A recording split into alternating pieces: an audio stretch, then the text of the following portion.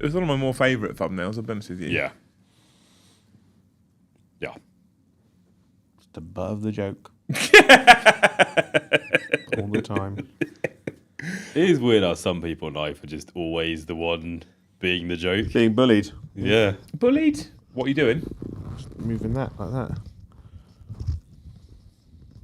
I get nervous whenever he touches anything. Yeah. Because Better can't see my Why do face. you have it resting on your chest as well? Like, Because I don't want it here. You don't need it that close. you don't need it that close. You can have it like here and it will pick you up fine. Joe. Will it? Will it? Will I don't it? know why you have it so low. It's odd. Anyway, don't worry about it. Hey everyone, welcome back to the channel on this beautiful Thursday afternoon here in the south coast of the UK. I did my normal thing that I say every time. I went on the Warcom page and went, what is the news? There isn't really any news at the moment that's 40k related and specifically interesting. We got new kill teams. I talked about that a bit yesterday. Oh, fair enough. Yeah. We did get new kill teams, and I talked about very happy about. because what I talked about last night actually. Before you get into this chat, hit buttons, right? What I talked about yesterday actually is that I asked the question to the audience: does every faction need to have access to every type of rule? So what I mean by that is, Infiltrate is like the one thing that World Eaters didn't have access to, and now they've given them access to it. It arguably breaks the World Eaters Codex a little bit. I mean, I'm happy. I'm sure you are, but it does arguably break the World Eaters Codex a little bit. It basically means if your opponent loses the roll off, they've essentially lost the game. If you're bad at the game, sure. I don't think that's not when you have units that literally can cover the entirety of No Man's Land turn one Yeah. and charge your opponent, Yeah. right? I don't think it's a case of whether they're good or bad at the game because they can't stop it. Just sounds like a skill issue. I don't. No. He's just trying to wind you up here, Jay. Yeah. Yeah. Don't bite. Don't bite. So I asked that I question won't miss him when he's gone. because I was like, there was things that were uniquely Blood Angel. I There's just things that spilled coffee uniquely on myself. there was things that uniquely World Eaters, right? Like Blood Surge. There was Yeah. things that was relatively uniquely Grey Knights, like Uppy Downy. There's lots of things out there that uniquely something. Blood Surge. And you see a smattering of it in other places, which I think is fine. So Blood Surge being in a couple of other places, I think, is okay. But when you start to see these rules that get implemented across every single book, then whether that's Uppy Downy, whether that's Blood Surge, whether that's Get Back in a Transport, whatever it might be, Yeah. I feel like at that point it starts to remove, and we talked about this on Tuesday, it starts to remove a lot of the narrative flavour out of the game because that thing that makes that faction quite unique and makes that faction have quite a unique play style, well, now actually you can just do that on your normal Space Marine. So yeah, who cares? And arguably it's negative for Games Workshop because if every faction can do everything, what's a player's real like driving force to go and start a new faction? Basically just the models, really. Yeah. If every army can do Yeah. everything. It just becomes personal preference of models and flavour, I suppose. Yeah, I guess. Yeah. So I said I think it was a bad idea. I think we should have less of everyone can do everything. I was genuinely surprised when they got Infiltrate in the kill team, just Yeah. because, like, that's fucking strong. Not just Infiltrate. And I was like, And I was reactive already leave. happy Yeah. when that word Infiltrate came up And- on the screen. and And then they're- also below it, they're like, have a reactive move. Yeah. Oh, Also, they're moved have 9. like they move 9. And they have 4 attacks with Lance on the charge. Each. It's like, these are pretty good. I'm not saying that Games Workshop use kill team rules to sell models, but they definitely do. Every single World Eaters player will want at least one of those now. Like Yeah. every single one. Probably without, two. I would say 2 is not a bad How many shout. points are they? Like 85? 85 for 8 guys is like, yeah, you take 2 every time. they're just pretty good. Like, Because let's be honest, what you do, right? If you were running 2 units of 5 Berserkers, you just push those off the edge of the table. they're 5 points cheaper for this one. Yeah, you're like they're just better than Berserkers. So their main competition is Spawn, and Spawn will are so much more resilient and a 15-point But Spawn don't infiltrate. No, but they just run up and do stuff. Yeah. You always want one because obviously you want to be able to scout. Yeah. I was allowed to scout for the first time in months today. Yeah. And it was a glorious moment. Because you had your infiltrators. Yeah. Yeah. But it's like how I run a unit. And then I went second. I can do it. I run a unit of scouts, with like 2 land raiders, with like all the people inside. Because like here is my corridor. I go forward, and there's nothing you can do about it. But for me to do that, I have to pay a 500-point tax on 2 land raiders to get it, kind of thing. Yeah. Um, But yeah, I think I don't know if every army should have definitely not every rule in the game. I think having like a scout unit and a infiltrate unit for everyone is not necessarily a bad thing. I think it's twofold though. I think first of all, the reason why they give everyone access to everything is to balance it. Yeah, true. For competitive play, which I think is a negative for me personally. And the other thing as well is I think that because every single data sheet has a special rule, or on occasion 2 special rules, or sometimes on occasion 2 special rules, and one of them makes you pick from 3 special rules. They just run out of rules, and then you've got 3 to 7 detachments, and then you've got 6 stratagems, and then you've got 4 enhancements. They just run out of rules, so they go, well, we know this rule works in 10th and doesn't break the game, so we just give it to this unit because we know it works. True. I think it's just too many rules. But it's almost a case of like that's why I feel like we need to have more keywords, like universal rules, universal keywords. By giving a unit infiltrate, for instance, you then don't need to give it its own special rule afterwards. Agree. Right. Agree. So giving World Eaters a cheap infiltrating unit, it's fine. Like you don't need to give it lance. You don't need to give it a reactive move. Agree. Because the infiltrator is enough on its own. Yeah, you give it a singular purpose at that point. What you've got at the moment is a unit that's actually got a lot more utility. Yeah, because what you have basically, because like in the narrative, I would think that like World Eaters wouldn't send a quite elite tooled up unit to go and stand in no man's land. I don't know how elite they are. They'd send cultists. Well, they're more elite. They are cultists. They're more elite. They're just cultists with robot legs. I just think that they just choke them in. They'd almost have. I would have thought that they'd have like their own equivalent of like poxwalkers. You know, like not zombies, but like here's just chattel to go into the middle and just take up space. You know. Yeah. Or something like dog houndy kind of unit. Yeah. Like flesh hounds. What I want to see Your own penis. is rules for the like. Is the rules for demons to go away? You don't have to hit the battle line. Yeah, I'd like that. Oh, please, just give me flesh hounds. So then you can just take like multiple units of flesh hounds. The flesh hounds have uppy downy. Or as if well. you're just having fun times, you just take Scarbrand without having to like take bloodletters as well. Yeah. We still don't know whether you're going to be able to take them as allies for other detachments other than the demon detachment. So we can assume that every Chaos faction is going to get a single demon detachment based on Emperor's Children. Yeah. It is an assumption. We basically said it on the article. It's an assumption. Yeah. We have no idea at the moment if you could take those demon units in any of the other detachments as a 500-point allies list and how that's going to work. And I think that's a terrible idea if you can't. Yeah. Surely they're going to put allies in for like when Emperor's Children officially come out. They'll be like, you can have 500 points of demons. There's no weird battle line restrictions. The thing is, though, I don't have it because if they go because the current 500 points rule is part of the demons index. Yeah. Right. They need to check because, like, so if you could take 500 points of chaos demons from the index, that means that you have access to more demons than you would if you took the demon detachment in. For children, because if you take 500 points of index demons, you then have access to all the Sinesh like heralds and stuff. Yeah, the extra character like Celeste is one, isn't she? Like Celesky, the weird like prince with the demon prince with the demon out on top. Basically, you'd have access to more. What they need to do is actually change it and FAQ the codex itself to say. You can take 500 points of summon demons out of the back of the codex. Because it's got the summon demons keyword in that book. Yeah. We don't know why. Yeah. Okay.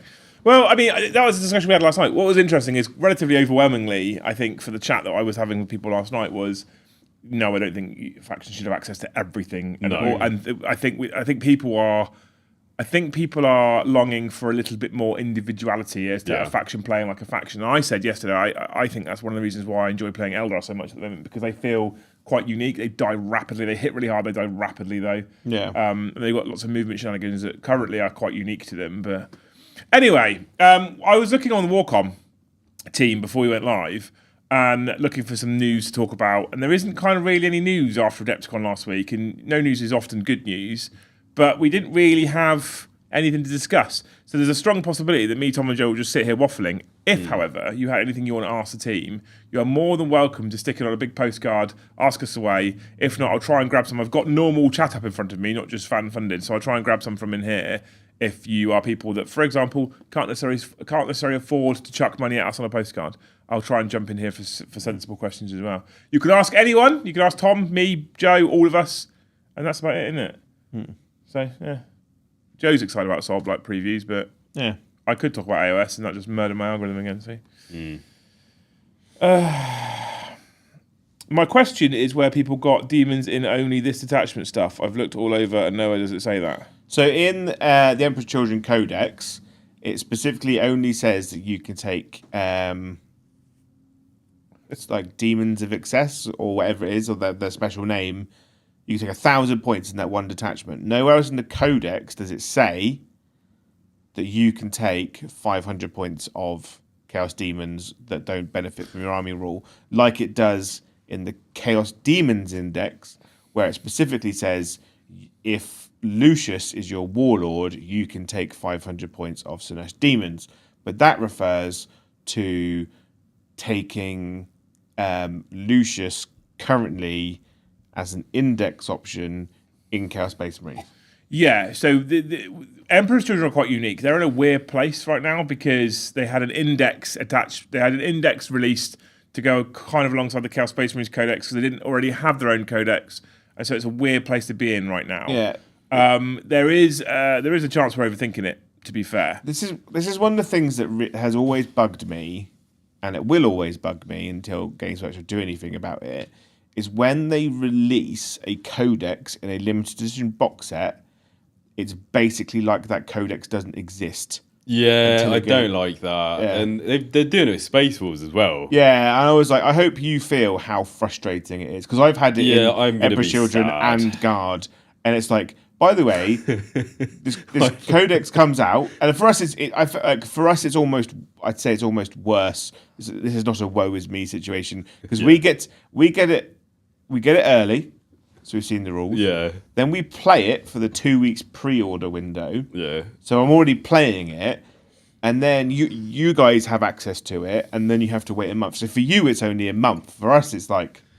I did enjoy it like $2 when you were like writing down numbers for Emperor's Children for like weeks, Yeah. just trying to like figure out an army. So it's just like it's one of those annoying things where I wish games would just go, it's in the preview box, but the codex is on the app. You know, here is the FAQs that require you to play them now. I thought basically. the weirdest one was Emperor's Children for that. It's like, Yeah. why are you bringing out a brand new army and then basically giving everyone the codex, but not actually letting anyone play it properly for another month or two? Yeah, it's like same when, with Votan. Did Yeah. they? Yep. yeah. Dumb. It's so because it's mental because people had 2,000 point armies of Votan from literally just buying the box set over and over and over Yeah. again. And people were like, cool, I can't use it. They did the same with Votan. Didn't do it with Worldiers though. Worldiers just like, they're here. Yeah. Because their codex came separately. Yeah, they didn't have a box set with the codex in it. Just all came out straight away. Yeah. Zodiac A17, thank you for the 5 gifted memberships. I'm going to keep on top of chat today because it's a Ask Us Anything thing, Jay, all right? I hope that you have a sunny weekend and you go to the beach and there's one of those like freshly made donut vans on the beach. Or churros. Yeah, do churros. I fucking love churros. Yeah. Solid wish. Wee Man, thank you for 5 gifted memberships. Thank you, wee man. It's vegetarian, by the way. I know. I hope that you develop the ability to eat trees. No, we need the trees. Wee Man the Beaver. Yeah, like dead trees. Beaver Okay. man. Do us a service and just get Yeah. rid of the dead ones. Lorderson, thank you for the 5. I'll ask you anything. Why does it burn when I pee? Chlamydia. Yeah, Probably, yeah. Stop jamming things down it. yeah. Like, stay away from dirty holes. Yeah. Stop kissing Joe. Yeah, and staying in the bushes outside his house. Or, because he's from America land, so it could be other reasons as well. Yeah, Who knows what. terrible healthcare system. Limey Panda, thank you for the 2. He says, kill, marry, fuck, Paddy, Brom or Peachy. He said originally had Paddy, Brom, or Eddie, but that would be too easy for everyone. Kill Brom. Yeah. Yeah. I feel like I'd want to marry Peachy. Correct. Yeah. He brings you tea all the time. He'd bring you tea all the time. He'd be able to like. You could paint together. Yeah, because if you're just having sex, Oh. like you use Paddy for his body, but Yeah. he is the epitome of an officer, and the mess he leaves when he leaves here. You would be cleaning up a lot. I'm already messy. Yeah. Right. Whereas I think Peachy would be able to teach me how to paint when we're at home. You know. Looks like a good cuddler. Effectively Wild, thank you for the 5 gifted. By the way, I agree with Joe's I agree with Joe's assessment. Yeah. Effectively Wild, thank you for the 5 gifted memberships. I hope that on a random jaunt on eBay, you find all the models that you want for sub £10 on bidding, and then no one else bids on them. Amazing. I bid on some dice over the weekend. Did you? I've got 40 of them, but I was like 60. They're the Soul Blight Gravelords ones they did before, which are black and they've got little red pips and red dragons. They're beautiful, and they were like £5. So I bid on them, and then it'd be like one bid knocks it up, and then so I bid on it again, and I basically after it got to like £12, I was like 20 quid done, and it was like one bid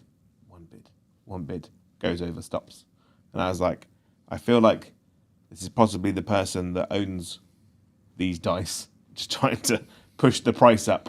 You're not allowed to do that. That's against the rules. It's against the rules. So once it went over, I was like, cool, not bothering. I'm just waiting for the message going, oh, the other guy cancelled. Yeah. Yeah. Do you want to buy them? What he's done as well is he said it out on live TV on purpose. Yeah. Because he's like, surely someone out there's got Soul Blight Gravelords dice. Surely Well, I don't need. someone Realistically, I don't need. Soul Blight I don't need dice. more than 40. 40 I is. mean, you were trying to buy them. Yeah, but I was at the time they were a £5. You know. Oh, yeah, true. So I was like, Good deal. and yeah. Awful Gamer says, so there's been rumours floating around about Marine Codex 2.0, and I know you don't like discussing rumours. However, if Games Workshop released this in 10th edition, do you think they would make players pay to get a new Codex code? Yes, I do. 1,000,000%. 100% I think they would. If Yeah. they're selling another codex, they will give you another code. I don't think it's another codex. I think it could be. I think they're going to be individual chapter supplements. Like I they were in really 8th hope not. I really hope we don't have like 5 marine books coming out at the end of the edition just so they can like buy this and this and this and this and this. On the preview, right, it was just salamanders, and I was like, maybe we're getting Codex 2.0. They're going to put all the new resculpted characters. Maybe we'll have some fun units and detachments. But then when Imperial Fists and Raven Guard are all their own individual, and those each picture is a one book for all the other stuff, I'm like, we're gonna get. I don't know. supplements. After like Knights disappeared off the roadmap, I have much less faith in it now. But I think they're going to be individual supplements. But what I don't want them to be is like 8th edition, where it was like 2 characters, stratagems. What I want to have is a detachment, characters, and maybe 1 or 2 units. I think it will either be one book with 1 detachment each, and they get their old characters redone, or it will be like 1 detachment per supplement, 1 character per book, or whatever. Oh yeah, it'll be Imperial Agents all over again. Yeah. But it'll be worse because it'll be 2 characters in a unit, and you'll still charge 30 quid. I don't think they'll even get a unit, mate. Honestly, I think I think they will literally just redo like the old sculpts, like Lysander, and maybe there might be a new Raven Guard guy. To be fair, Basically, I know you're right, but I don't want you to be right. I know. It's like when I Denial. watched the World Eaters preview and I got annoyed, and you were like, "Oh, I told you all along." Yeah. And I was like, "Yeah, no shit, Joe. I'm still annoyed." It felt good though. Yeah, well, I'm going to enjoy it when you get nothing. No, the boots and the other foot. I don't know what I think they're going to do, because looking at the roadmap, which is almost always utterly pointless, it would look like they would be separate releases. But I think if it was me, I would go, the most logical thing to do would be to release a single supplement whereby you've got 4 or 5 detachments in it, but one for each, specifically for each chapter. Do you know, I know what they're going to do. Do you? Right, and it's going to be. I don't think you do. It's going to be the darkest of timelines. I don't think he does. It's going to be the darkest of timelines. Oh, no. Right, it's going to be a supplement for each. Right, it's going to have 1 or 2 characters in it, a detachment, maybe 2 in each one, loads of fluff. So that each be 1 book each. And what they'll do, right, is they'll release dice for each chapter. Yeah. Right, and then what they do is they'll release an army box that has that 1 character in it. Oh. Like they did with the Why would Christmas this to me? box sets. Read this to me. So it'll be like Lysander and a bunch of Terminators in a box. You know and then it'll what, be like, because everyone thinks it's going to be Shadowkin. So like Shadowkin and a bunch of Phobos stuff in a box. And then it'll be like whatever the new Iron Hands character is with dreadnoughts and heavy intercessors. I don't even doubt they would do that. I reckon they're going to. Like, genuine, I think you'll get like 1 character each and they'll all be box locked in like a £120 box. That's what I'm saying. Yeah, Yeah. I think I'm agreeing with you. Yeah. I don't do that to me. It's what they're going to It do. makes me angry. I can see it now. I can In close like- my eyes and I can see it. In like 6 months, we'll be sitting here Yeah. being like, for Either I way, can sit here and you're going to be dropping the C word multiple times. either way, TJ, if it's Space Marine 2.0 or additional supplement, whichever way they go, they will. If it's a new book that they're Also- selling, they will be selling it with a new code. Your current code Yeah. will not do whatever is the new stuff they're releasing because that's not how they make money. the poor Drukhari players that haven't even had a sniff of a codex and all this talk of like Space Marine 2 coming out before they get anything. It's not. The thing is, it's not un-GW though. It's happened before. Oh no, I'm sure they would do it. I think we are going to get Drukhari, but part of me feels like they're going to come last. I think they will. They're going to get a big release. And That's they'll be like the 11th edition tester codex. That's like, yeah, it's the only hope of being the last codex. Yeah. You actually get a lot of stuff. Or it won't happen, and then they won't get a Games Workshop codex. just push them into irrelevance after. They're going to get a codex, surely. I don't know. Be mental. Because like Dark Elder have always kind of been like the unloved Eldar child of Games Workshop. Very true. And like they're popular enough that people buy them and do them, like much like Death Watch, much like Imperial agents and stuff. But do they sell enough for Games Workshop to warrant to keep supporting them? They kind of do them because they're because some people ask for them. They are probably the least seen faction I've seen at events and stuff. Yeah, it's because they're really hard to play. Because it's much like in the same way as normal Space Marines and Chaos Space Marines, Eldar get all the good rules and Drukhari kind of get the leftover stuff. Yeah, I mean, I thought Grey Knights would get a full refresh, but look what they got. Yeah. Sad. Whoops. Lively Panda, thank you for the 5. Have you been looking at Trench Crusade at all? I know you aren't going to get it on the channel quickly, but has any of it caught your passions? No. I don't know what it is. I don't know what it is. Did Games Workshop make it? No. Not really. I like the models. I like the terrain. I've got all the stuff to make a Trench Crusade board. But there's a but coming. But it's not going to be used for Trench Crusade. Be 40k. It'll be for 40k. Because I want to do I like the way that they've done Trench Crusade have basically reimagined how people make trench boards. So what people have been doing for years and years and years is going to B&Q or a skip that's got massive bits of polystyrene, and then they dig the trench out. Yeah. And they make a big board that doesn't really fit together, and it all bows, and it kind of looks a bit poo, right? Unless you spend thousands of pounds on the old Forge World Krieg trench system. Did you see that? It was from the old Forge World Yeah. books. Beautiful it was. You could probably get like 3D print versions of it, but they've redesigned it now where they're like, well, instead of building the trenches, you just create the mounds and then have them together, and then the sides of the mounds basically create the trench itself. And I want to do that for 40k. That would be sick, to be Yeah. fair. And I have all the stuff at home to do it, and it will probably happen sometime in the next couple of months. I love a good trench. Because once I've got some bits done and out of the way over the next couple of weeks, I'm going to go on a big terrain hype. Yeah, because the codex on the roadmap, which could be bollocks because it's the roadmap, are like not really your armies, are they? No, like I'm not really involved in World Eaters, Thousand Suns, or Death Guard. Space Wolves. You very much have basically said they're mine. What's this? Space Wolves. No, I haven't. Like you're like they're mine. Oh, yeah. I thought you said yours. Yeah, They're not I yours, said they're mine. you. Yeah. have basically said that you said they're mine, as in Liam's they're got, yours. Yeah. Liam's got Yeah. full furry. Yeah, Yeah. I was like, Joe's trying to tell you, you fucking aren't. Yeah. I very rarely do I put my foot down here. I'll Imperial just Knight. sit in the corner and wait for you to get bored. Like Imperial Knights. Imperial Knights are on it. Oh, fuck knows. The thing. I can't So remember. I'm involved in Imperial Knights. Yeah. I'd like to do. I think they maybe said like Chaos Knights, Imperial Knights in the distance somewhere. and like so we have an Imperial Knights army. Well, technically we have two, Broms and Paddies, but between them there's enough variety.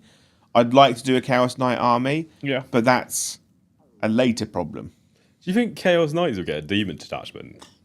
Well, that'd be interesting. Just because obviously I'd like to see so. all of the other Chaos They have might now. get like a version of the cultist attachment where they like hoover them up. I have Chaos Knights that you can start if you wanted to start them soon. I'd like to start them after the terrain push. My If I have- garage is bursting. I have with 3 terrain. big Chaos ones, Yeah. 2 little ones unbuilt. Yeah, I've got, because I've painted the Acheron already. I've got the Castigator at home, the one with the Gatling cannon and the sword. So with those 2 plus a bunch of other big Chaos Knights and some baby knights, it's fine, I reckon. How many baby knights are you happy to paint? I've got 3 at home, but they're armigers. How many Chaos baby knights are you happy to paint? I don't know, 3. Maybe. If we have like 6 baby knights, I'll be all right. Yeah, surely like 6 is like reasonable. Yeah, 6 baby knights. Maybe more? 13. I don't want to do a baby knight army. I refuse. That's not how this works. I refuse to do a baby knight army. That's not how this relationship works, Joe. I hate to break it to you. I'm not against that. I don't even know what Trader's Crusade is, though. I have no interest in looking at it. The models look cool. It's basically I don't care for it. grim dark. So it's like grim dark, steampunky, World War One trench warfare with like an esoteric edge. If I want to play Grimdark, play Warhammer 40k. If I want to play World War, play Bolt Action. It's basically a lot of World War One miniatures with a religious theme, lots of pointy hats dipped in ink. I was Right, going to okay. describe it. It's a cool looking game though. It sounds alright. The problem is it's not Warhammer. That is the main problem there. Yeah, Yeah, like it's not Warhammer. you could probably play it with the kill team rules. You know, it's still Warhammer then. Dandy Deadpool asks, for all, what one unit would you remove from your faction armies, and what new unit would you replace them with? Well, I don't have many to remove. I'd remove. Oh, Defiler, gone, bin. Yeah, I was about to say I'd remove the Defiler from Defiler World can Eaters, fuck off. and I'd replace it with a melee-focused Leviathan. Oh, yeah. I mean, I would instantly say Red Butchers, personally. No, I like the lack of Terminator love because I know how much it triggers Joe. Yeah, but it would make me happy. That's true, yeah, okay. And Joe doesn't play World Eaters, so it's fine. I'd remove the Terminators from Emperor's Children Oh, because they're literally a waste of They time are shite. and Yeah, space. and replace them with um, Palatine Blade type Terminators, or yeah, like Phoenix, better Terminators. like the Phoenix Guard Terminators, or like a Dreadnought, like a cool like Sonic Dreadnought with like a gun and a fist or something. why is it that the only dreadnoughts that Chaos have access to now are just Hellbrutes? It makes I feel me like it's angry. really odd. And Hellbrutes are shit. I mean, I don't hate the models as much as Joe hates the models. The rules aren't amazing. They move 6. It's sad. The Hellbrutes just no matter what you are, it's just stuck in the same pose, like it's just arms. I do what Joe does. I just use the Contemptors Yeah, from the Heresy. contemptor for life. Yeah, Contempt of Life. I do want the Leviathan back. I have do. I many really a miss the Leviathan. Leviathan. I mean, Dreadclaw Drop Pod is also on my list. Berserker Cavalry on my list. Dreadcore drop pod, yes. I miss the Dreadclaw drop pod. I would take any drop pod actually. Yeah. Just having dread pods in an army would be cool. Yeah. Okay. I'd remove the standard Land Raider and replace it with a Land Raider Redeemer in Chaos Space Marine. You are. I think every stream I've been on with you in the last month, Yeah. you've said, I want a Chaos Land Raider Redeemer. Tom, Joe's got it in his head that that Games Workshop watch all of our streams and do what we say. Which there's a lot of evidence that could suggest that that's true, but it's not. Games Workshop, do you enjoy making money? Right. Well, clearly not, because they took all the horror stuff away from CSM. I think what he's got in his head is, if I say this thing for 3 months straight, it will become reality. Literally. Manifest. All I have to do is just create a PDF, which is a copy-paste of the Redeemer, change it to Chaos Land Raider Redeemer, just put Chaos there, change Adeptus Astartes to Heretic Astartes, boom. I hope they put the Redeemer in Legends. Wow. Ooh, that's strong. It wouldn't surprise me, because it's the only good Land Raider. They can't have Land Raiders being good. Yeah. That's silly. Wee Man asks, if a celebrity asks to play on your channel, who would you want to play with? They want to play but need teaching. Oh.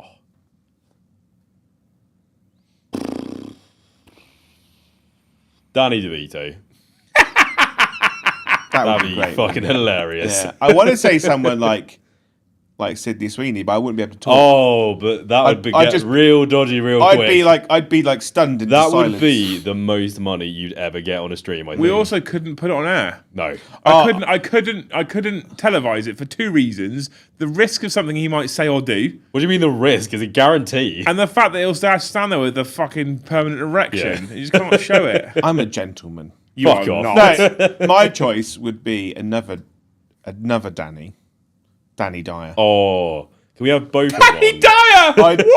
Because I think it would be hilarious. Oh, I'd love to watch you try and teach Danny Dyer Warhammer. Oh, That'd be great. It'd be so good. I just think it'd be just so much fun. That'd be hilarious. Yeah. That would be like a 12-hour stream. Yeah. It could take that long. I don't really have any celebrities that I actually give a fuck about, really. I'm not sure how many I'd want to try and teach Warhammer. I'd like to meet some, but I wouldn't be like, do you want to play a game of Warhammer as well? I'd love to teach someone like John Byrne, the guy that plays Punisher, right? Oh, John Burford. I've seen him do their interview where they talk about D&D. But he's so down to earth and chill, but he's quite not serious, but he's quite relaxed, he's got a relaxed laugh. Whereas I think with Danny Dyer, he just say the most insane things. Yeah. I think it would be great. Yeah. Yeah. Cool. There you go. Evan, thank you for the 1 gifted memberships. Arkingdor, thank you for the 1 gifted membership. We're up to 17 of the finals members team. Thank you so much. Kazarian, thank you for the $10. Seems that more Primarchs equals more books, but the sheer number of books will get daft. Fists, Salamanders, Raven Guard, Wordbearers, Night Lords, Iron Warriors, etc. What is the lesser evil? I think they'll all come. It's really difficult, isn't it? Because on the one side, I sit in a really torn headspace. On the one side, every individual chapter in Legion having their own book supplement, a la Dark Angels, Blood Angels, Space Wolves, Templars, Grey Knights. On the one side, I think that's a huge positive for flavour, for people to be able to truly represent their favourite chapter or Chaos Legion, Night Lords, etc. I think that's really good and really positive. On the flip side, they're working their nuts off to balance, and we do see quite often how often they get this wrong and they make cock-ups, and then we have things like Mordaka coming out as a detachment. And if they bring out 1 billion books, remembering as well, you do not have to buy them. People seem to get this in their head. Oh, I hate the fact they're going to bring out 1 million books I have to buy. You don't have to buy them. It's a choice, right? However, I do get concerned, considering what we talked about at the very start of the show as well, with the number of rules available to them that work inside this game frame. It gets to a point where you just end up with tons of duplicated rules that are worded slightly differently, but they functionally do the same thing as a bunch of other codexes. And we're seeing this with the codex releases, aren't we? We're seeing detachments where you go, how many detachments now exist where if you control more than 50% of your objectives in no man's land, we just see a rinse and repeat, and that's the downside to it. Rules bloat. Copy a paste of rules, and then a struggle to balance. I don't know where I think they should have them. Right, I think it's always, I think I always look at it as very much as the haves and the have-nots. And Space Marines have literally everything already, and then they're going to have But 5 new books that will also overlap with all the other detachments. But right, if you're an Iron Hands player, right, you're a die hard like Iron 10th lover. Like you're like, I live and breathe Iron Hands, right? And you go, I'm generic Space Marines with a Tech Marine special character. Yes. And you look at someone like Space Wolves, like Blood Angels, like Templars. You're like, by playing this army, I'm literally handicapping myself. This version of the army, I'm handicapping myself for Space Marines. So if they turn around and said, Iron Hands are getting Gorgon Terminators, right, or the Breacher Marines that they have, like as an Iron Hands player, like you'd be so happy to get it, right? Same for Imperial Fists and stuff. It's like if you're a really die-hard Mordian Iron Guard player, right? And the only models you can use for Mordian Iron Guard are old metals, and you have to spend thousands. And everyone's like, well, you've got Cadians and you've got Krieg. You're like, but I don't like them. I don't want them. So when Games Workshop actually released plastic Mordians, like, I think everyone wants to be happy playing their hobby. And when you play the generic version of an army, it's always the worst version of playing it. Because there's always a supplement for another faction that just gets slightly better rules in that army. And I think every chapter should get a Primarch. You know, I'm agreeing. I'd happily agree with that, except the dead ones. Yeah, and also That's an interesting question in itself. Do you think they should bring back the dead ones so that everyone gets their Primarch? No. They should not bring back Sanguinius. No, what they do... I think they will, because money, but they should not. What they should do is bring back... What they should have done is brought the Sanguinor back at a near Primarch / Abaddon level. Yeah, that'd be cool. / Lucius level, right? Make the Sanguinor the only unit in that army that's like strength 8 -3 flat damage 3. Don't have it so it can do its like just to turn up and murder. Have it there as like it's not like a mysterious figure anymore. It's literally turned up to help lead the Blood Angels in their time of need. Like Iron Hands. Give them a Leviathan Dreadnought Redemptor Dreadnought Chapter Master character. Yeah, that'd be cool. Just fill those holes with similar but not the same level stuff. And recently I've started thinking about, like, I don't think we want 40k to be hyper balanced. I don't. I know, because you want some armies to struggle if they're kind of weaker, so that when you do beat the strong army, it's a real feel-good moment. Yeah. If everything's balanced, it's boring. Yeah. So, for instance, Tom keeps on pushing my shit in all the time with World Eaters. But when I beat him, those wins are more valuable to me. Agree. As a player. And I'm like, yes, I found a way to deal with that problem. So like I've solved the problem with Space Marines, and now I'm trying to solve the problem with Tyranids, you know. And I think it's like something. What do they call it? Something in the face of adversity. Struggling. I don't know. Yeah, like Fingering. Yeah. Fingering in the face of adversity. Yeah. Triumphing. Triumph in the face of adversity. You know, learn it.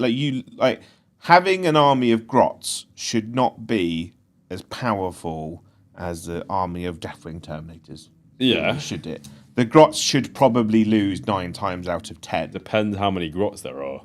Exactly. So you go like, well, how do I make these Grots? How do I get the Grots to win? Yeah. What do I have to do? Like, how do I change how I play the game to win? Yeah, it's like when the edition started, Yeah. and there was like 5 armies that broke the entire game open, mainly Eldar. And then like you had to actually put a lot of work in to try and like occasionally win against them if you played it way better. They're quite an extreme though, because they're not at a power level that any army should have ever been at. Oh god, that was no. I don't have to roll any dice. That was like you're dead. Yeah, I'm not saying that there should be armies that would just win. But every game. I agree with what you're saying. It's like in video games where there's a bunch of different characters. I think it's more fun when each one is overpowered in its own way. I think they it's- each get countered by something in some way. I think it's more about a rock paper scissors matchup. Yeah, right? definitely. So if we lived in a rock paper scissors era, we talked about this on Tuesday. So for example, if Grey Knights come up against demons, Grey Knights should probably always win. Yeah. Right, rock paper scissors. But conversely, Celeste demons come up against Eldar, perhaps Celeste demons always win. Rock paper scissors. But that doesn't mean that it's impossible for demons to beat Grey Knights. Which means that Grey Knights have an advantage because they're demon hunters. It's literally what they do in the lore. So what we're saying is, as a demons player, you're not actually getting beat on by every single other faction, and you're always losing. Like demon hunters shouldn't be good versus Tyranids because they're designed to kill demons. Yeah, not aliens. so it's not about the fact that your army is either a weak army and it's bad against everything, and then a win is really important. It's about the fact that you're at a tournament, you're Grey Knights, you're playing Space Marines, you do okay. You're playing Eldar, you do okay. You come up against demons, like that's a win. Yeah. I think narratively that's cool, but I can understand from the competitive scene why that's probably not desirable. Yeah, but I think Doesn't mean it's impossible for the demons player, by the way. But I think it also like it allows like a greater level of skill expression in players, right? So you go, I play this army because I'm not super great at the game, and this army is quite forgiving, a la Custodes, whatever, right? Yeah. Toughness 6, toughness 7, 2 up armor save, 4 up invuln, multiple wounds. You're like, I play this army. It's not an insult to you, by the way, Tom. But I play this army because I'm sure it will be soon. it plays the game well. Yeah. You know, it does all the things I need it to do. If I roll bad, I'm still all right because you only really fail on ones, kind of. Yeah. Well, I mean, yeah. Yeah, but like ones and then sometimes 4s, but whatever. So you play that, you go, well, actually, Mostly 4s. you go, if someone's like, "Oh, I've mastered that. I want to play the game, but I want it to be harder. I still want to win, but I want to be more tactical. So maybe they play Gene Stealer Cult or something. Yeah. Where your bodies are just a bit trash and die all the time, but you have to think about model placement. You want to go and play Eldar, because Eldar literally, one model is sticking around a corner, that unit's gone. Yeah, in your true. opponent's shooting phase. And I think that's how the game should be. You know, some people who are really, really good at the game, who just want to win all the time, can continue to play Custodes in this example because they don't want to have to try. But there'll be people who are new to the game that will play Gene Stealer Cult, and they're going to have a really, really awful time for a long time. Yeah, I think and then what we're talking once about they is like, figure it out, it's skill like, cap, really, yeah. isn't it? Like with Custodes have a much easier skill entry compared to like GSC. But I'd say skill expression, skill, like top level skill, is probably GSC have probably a higher one. Yeah. But you can still be very good at Custodes and skillful at playing the game because they are. It is. I'd say Custodes is a very good army for like mid-table bullying. Yeah. Because your strategy is, I'm going to go sit on this objective of more OC and higher toughness than you. Can you kill me? Yeah. If yes, carry on. If no, I win. Well, at the end of the day, like, no army is an auto win. No. No army is like, I put it on the table. Like, even the Mordaka detachment, right? There were people who are not good at the game, saw that army as an opportunity to auto win, bought it, and still lost because they don't understand the game. Yeah, went 5-1. What? Don't matter. They went 5-1. Yeah. So, but some of them might go 1-5, and they'd be like, "Well, this detachment's awful. I've been lied to." I didn't say a word. I know. Notice? I kept very quiet. I was thinking what you said. Yeah. I just didn't say it. But yeah, you are correct. Like, Yeah. I actually, to be fair, Depscon actually is a good example of that, where I think none of the top 4 were Daka detachment. Yeah. It was like Ultramarines, Gladius. Did they ban it? No. Like top 16 was a lot of Mordaka. Yeah. But then they all got eliminated as it went on, and I think it was like Space Marines. It's still not an What auto was win the though. last one? Space Marines Eldar. I think that was what probably happened is that Adepticon came at a time where people had essentially had like a month to figure out how to specifically beat Mordaka. So I imagine there were proper like anti-meta lists in the running that beat them. But So the meta list shifts, right? Yeah. And when something like Mordaka comes into prevalence, the meta shifts, and people will tailor to beat their army. Yeah. Because they know they're going to come up against it, almost guaranteed. So Mordaka is beatable, and the good and the best players will beat Mordaka because they'll have finely tuned armies that are designed to score all the points and do all the things. Yeah. But Mordaka is oppressive. It's oppressively strong. It just can be beaten. It's just a lot more difficult to beat it. It takes a lot of skills to beat it. Yes, is the problem. and you need to really understand what it can do at the same time to be able to do that. But it's like Anyway, we'll jump back into chat for a second. Ockingdor, thank you for the $5. He said Ultramarine supplement would be a perfect time for them to test selling digital codes. It would actually. Supplements digital only would be interesting. Could you imagine if they released an Ultramarine supplement? If you're in the Space Marine Codex, you don't get the rules for Gilliman anymore. Oh Lord! You have to buy this supplement to have the rules. They're exactly the same for Gilliman. And if it's Ultramarine, it's going to be busted as well. Yeah. Lane Strandquist says, thank you for the 20 Canadian, says, thank you for the feel-good content. Love the Liam, Tom and Joe shows. Again, thank you for all the great content all week. Oh, thank you. What a lovely message. Lovely. More of those orange ones, chat. Just saying Happy lovely days, things to all of us. Yeah. You can stay. I can't. I do love it. They're good. Okay. And then thank you, Tank. How would you paint power armor so it looks like it's covered in diamonds? Thinking of making my disco-themed Crusade Grey Knights in real life to look like a disco ball. There's How would you do that? you can get PVA glue and glitter. Yeah. Yeah. You can get glitter paint. You can get like a color shift paints, I suppose, if you can get the right color combination. So like when you move it, it like has like that oil slick look, but like actual without just gluing glitter to the model. I kind of want to see it now, just a full glitter army. What you could do, paint it silver, and then mix glitter in with a wash. Okay. Like a really fine glitter. So when and just cover the whole model in a wash, or mix the glitter in with Lamium medium or something like that, and just paint that over the model. Yeah. And then it won't be all over the place, but like you'll have shiny bits in Bit the more silver. subtle. Yeah. Well, it'd definitely be a unique army. Yeah, but don't mix the glitter in with the silver because the silver will just cover the glitter. It depends how much you like it as well, like how much you love the models you have, because glitter or colour shift paint, like I fucking hate colour shift paints. I think they look god awful. And the amount of people that go, look at this Turbo Dork colour shift paint I've got, look at it. I'm like, it just looks fucking garishly shit. Yeah, I'm not. And the thing you're showing me isn't even something that you've done. It's just shifting colour because the light moves. Yeah, I'm not really into Turbo Dork stuff, to be honest, No, personally. no. Not a fan. Hipster painters will tell you it's great. It's not. Yeah. Glitter nail. The only downside to glitter nail varnish is really thick with 3 C's. Yeah.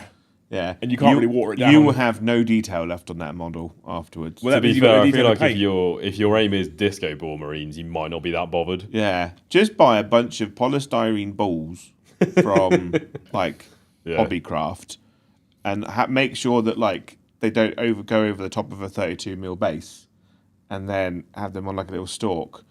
And then you could have those as like tactical marines. Oh, you and can then have a stick slightly the bigger arms one in on the a 40. sides as well. Yeah. And just go bigger and bigger and bigger. And then just have a huge ball as a Yeah, it's a big ball army. Grandmaster. Like at Beachhead, there was that beautiful Chaos Knights army with all the baby faces. Oh, I saw him at South Coast as well. Creepy and cool. Super creepy, painted really well. I played him round 1 Friday night, and I was like, this is a rough start. Yeah. This is some weird shit going on. Okay, but beautiful. Just as long as you're happy with your Grey Knights tank looking fucking We're going to have a look at Warcom. chip shots, on the and next you're one. all right, yeah, I guess. Ooh. Would anyone like to see the reintroduction of the individual guard units with their own rules? Vestroyan, Talon, Mordian, and Praetorian. Could be cool. I mean, God have a lot of units, to be fair. But I know people love their individual regiments. I've always seen Guard as the historical wargamers army. Yeah. Right? You really like a specific World War II regiment, Guard is for you. And so I think Guard is very similar to Space Marines, where it's not Guard that you really, really like. It's the world and the narrative of where they come from. Like, I'd love a Talon army. I would kill a man for a Catachan army. I would actually really like Catachan. Do you think the way to do it, though, is as per current Cadian, Valhallan Catachans, or do you think the way to do it is reduce number of data sheets to single infantry and then to do it via detachment rules? Yeah, so I think they used the best Guard codex ever, fifth edition Guard. I knew where he was going. Right. Why? So fifth edition great. Guard was Peak. exquisite, right? Your basic troop, your one troop slot. So bearing in mind you could have 2 HQ, 4 troops, right? Or 6 troops.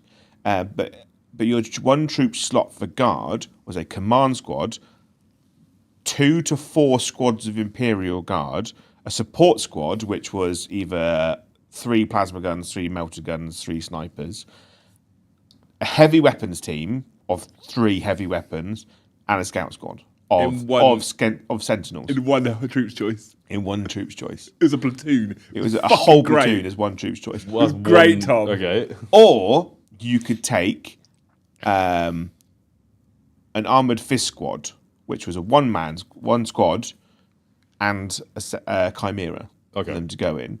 Or you could take veterans.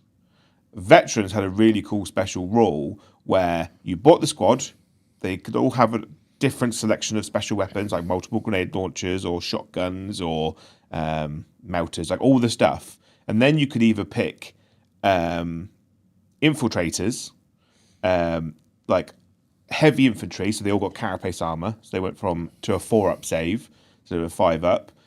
You could have sharpshooters, so they all got like +1 ballistic skill.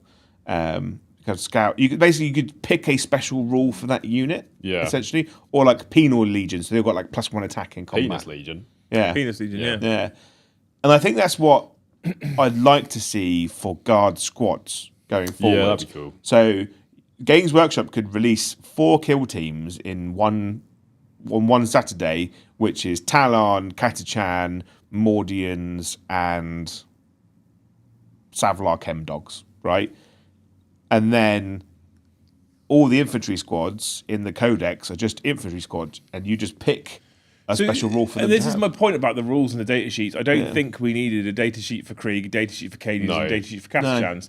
I feel like we just needed an infantry squad. And it's up to you, your flavour of what that looks like. We didn't necessarily need Krieg heavy weapons teams, Cadian heavy weapons teams, Catachan heavy weapons teams. You just need heavy weapons teams. Yeah. Because in the old days, and I get the fact that I sound like a bit of a granddad now, but in the old days, like those old platoons, it was infantry squad. And if you deployed an infantry platoon that was all made of Valhallans, then you were Valhallans. And if you made an infantry platoon that was all made of Mordians, then you were Mordians. And that was it. You could pick a regimental doctrine as well.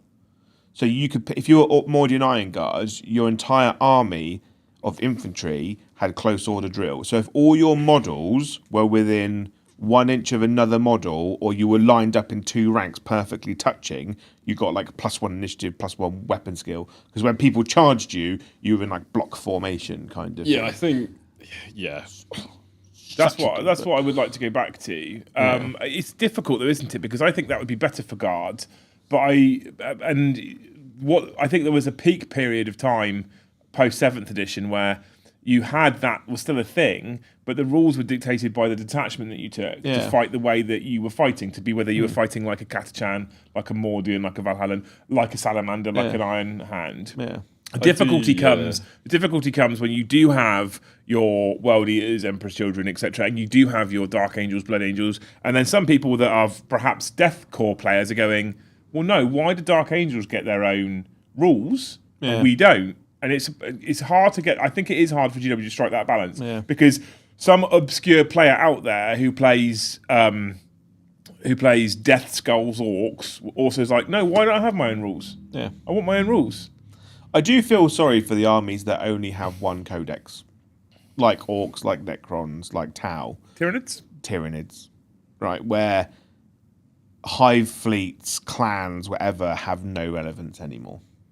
I do miss detachments just being like individual mini factions, like a ninth where like I really liked it with the Custodies one where it's like this is the Shield host, this is the Dread host, this is the Shadow Keepers and that.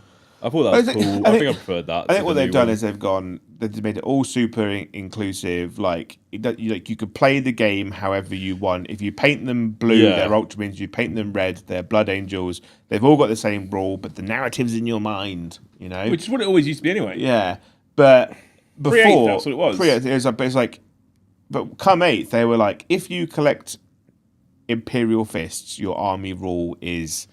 Set, and there's a few people actually that said the same as you, Tom. I miss it when it was this is Shadow Keepers, this is Ultramarines, and a lot of people have said that until their particular chosen chapter then gets the dogshit rule, and then they're going, oh, I fucking hate this now. I'm going to have to paint them a random custom chapter. One of the things I did like about that time, quite a lot actually, is I did like how many custom chapters and custom craft files and stuff we saw people painting. And people were like really expressive with the way they were making their forces because they were like, I don't feel like I have to paint Codex compliant. So I liked that about it. At the same time, there is just something beautiful about seeing a person deploying a whole army of Imperial Fists and going, these are my Imperial Fists. And I think that we perhaps see less of that when detachments lock in and say, this is your rule. Because the Imperial Fist player might go, but that's shit. Yeah, I don't want to play that role. It is being Fist. They will say it is shit. It's always been. Well, shit the thing is, for them. like they could like go like the Fist detachment. They go all bolt gun weapons all get sustained hits because that's what they used to get. Like all bolter weapons on the roll of a 6 got an additional shot.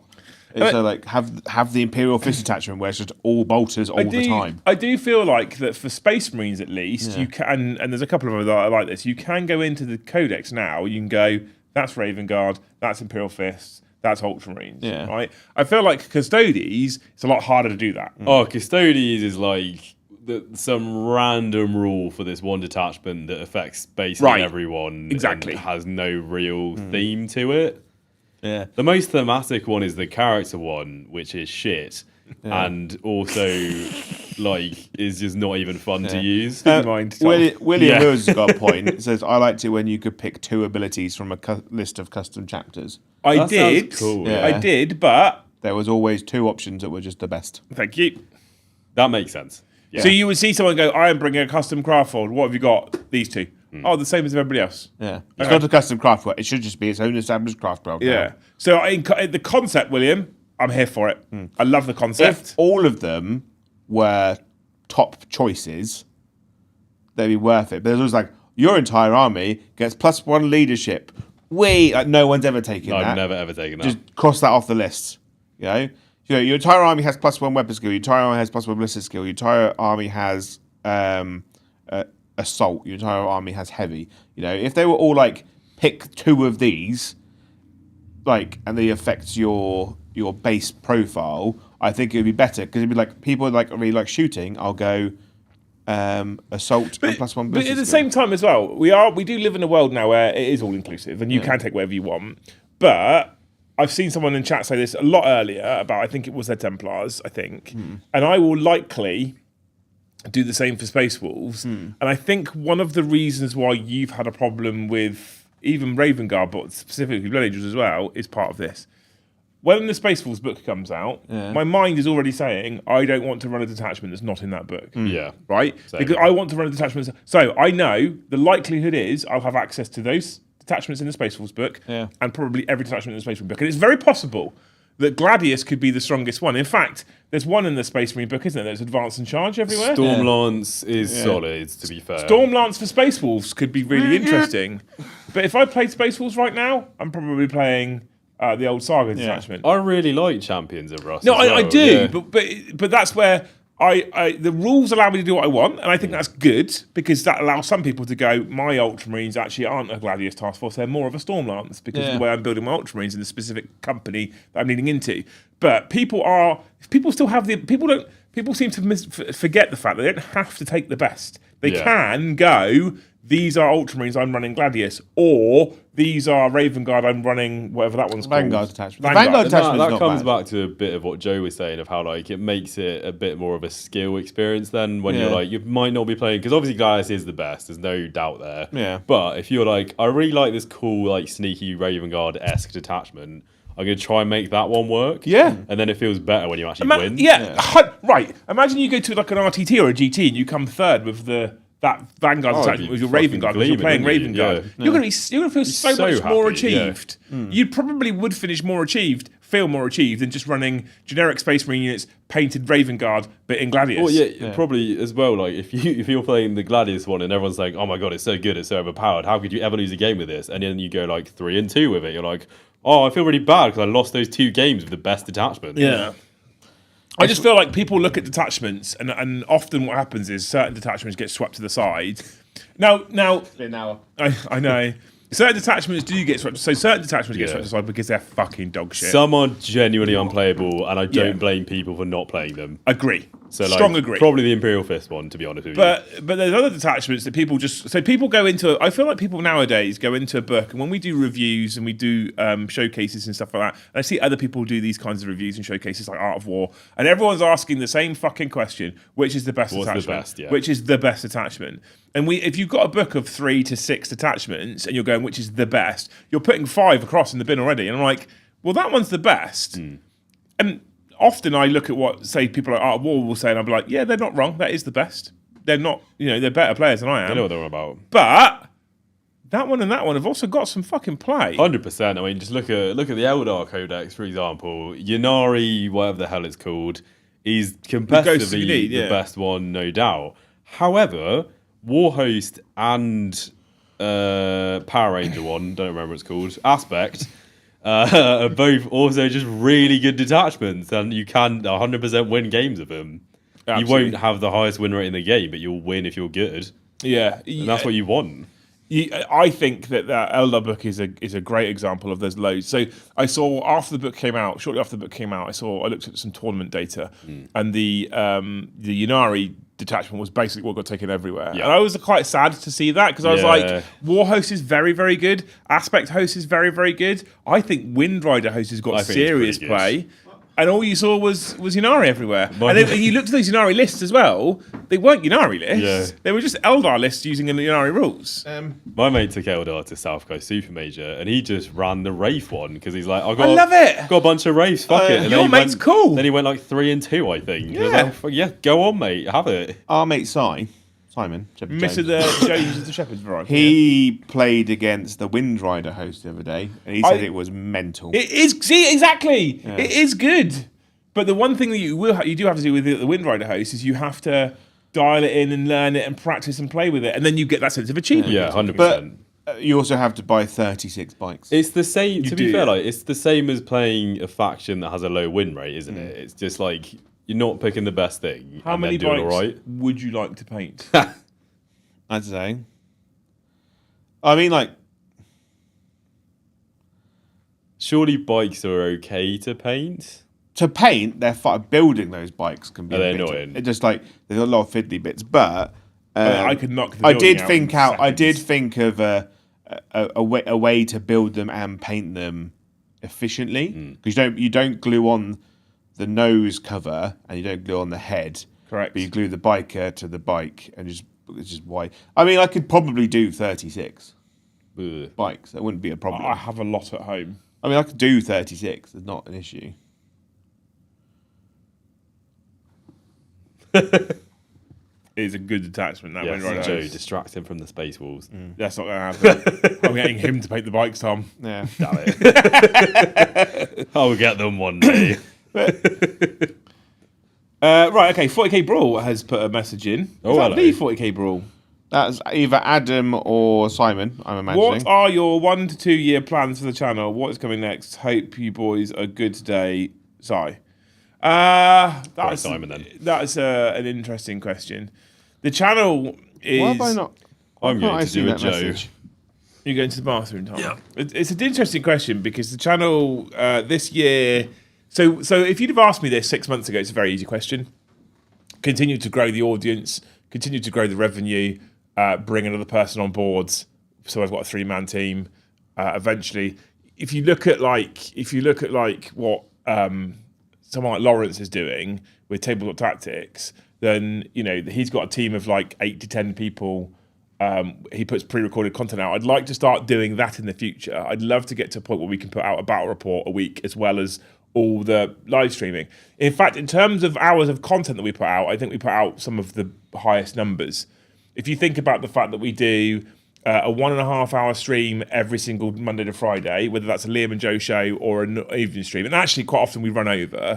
So that's 5, 6, 7.5 hours straight away. Then we do a 3.5 hour game stream every single. We're putting 14 and plus hours worth of content out, close to 18 if Brom's playing. So we put a ton of content out. I haven't missed your super chat, Liam and Russ. I'm reading literally the comment right above it. We put a ton of content out. We put more content out than everybody else. But we put it all out for free. I try and do a different business model to everybody else. I try and do the whole, we put everything out for free. If you like it, you'll do things like gift memberships to show us that you like it so we can keep doing it. And then the gifted memberships pays all the bills, and that pays for the studio, it pays for Joe, it pays for all this gear and equipment, the new models, the new armies that we can then showcase for you people. I'd like to push the content up, but to do that, Joe and I are at capacity. Like, to be honest with you, I'm always doing something. I'm always busy doing something with the business. Joe is fucking stacked with building and painting, as well as coming and doing the presenting 2 days a week as well. So we need another person. We can't bring another person until we have stable revenue to bring on another person. We can't do that without making more money. We can't probably make more money at the moment without bringing out more content. So we're in like a really weird place for the channel at the moment anyway, where it's like, how do we make that work so we can perhaps increase the revenue? We'll get there, I'm sure, eventually. So I'd like to add pre-recorded in the next couple of years, but do a reasonable good job of capturing that same Garage Hammer vibe and having fun with it without it being some mundane, boring battle report on a camera, because pre-recorded is difficult to make entertaining, I think. Yeah, the best thing about live is that live reaction, things like the dice rolling and stuff, and that live banter and interaction with the audience really makes it for me. For sure. And I much prefer live. And I don't want to put anything behind a paywall ever if I can help it, because I don't think that's positive, despite the fact that the people that do put things behind a paywall are making significantly more money than us. Yeah. All of that being said, what we are doing, and hopefully this is going to start within literally the next month, let alone 1 to 2 years, is we need to get Hobby House off the ground here. So this building that we're in the top floor now of a 3-story building. This building will soon be ours, the whole thing. The bottom 2 floors are going to be turned into Hobby House, which is about selling product, having a space for people to come and play games. You'll literally get to come and play on pretty tables that Joe can make for you and stuff like that. If we can get that off the ground, so talk about what I've just talked about with the channel.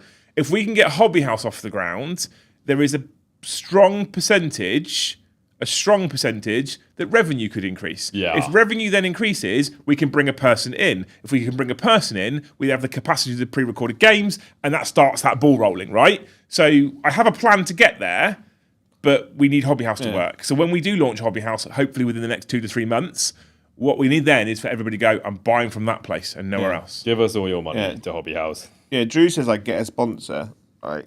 And I think one of the hardest things about sponsorship in specifically the Warhammer space, right, is super difficult, right? Like, if you're a computer gamer and you're streaming computer games, right, you go, Samsung might sponsor my stream for X £100,000 to sell or advertise a graphics card or RAM, because you can visually show how powerful that graphics are, and they can see, and it's super easy, and that's coming from a multi-billion-dollar company, and like, so paying a streamer $1,000 to do one stream is nothing to them. Yeah. But in this universe, this community, most sponsors go, will you do a stream? I'll give you a free X. Yep. Like if you sponsor my terrain, or if you sponsor my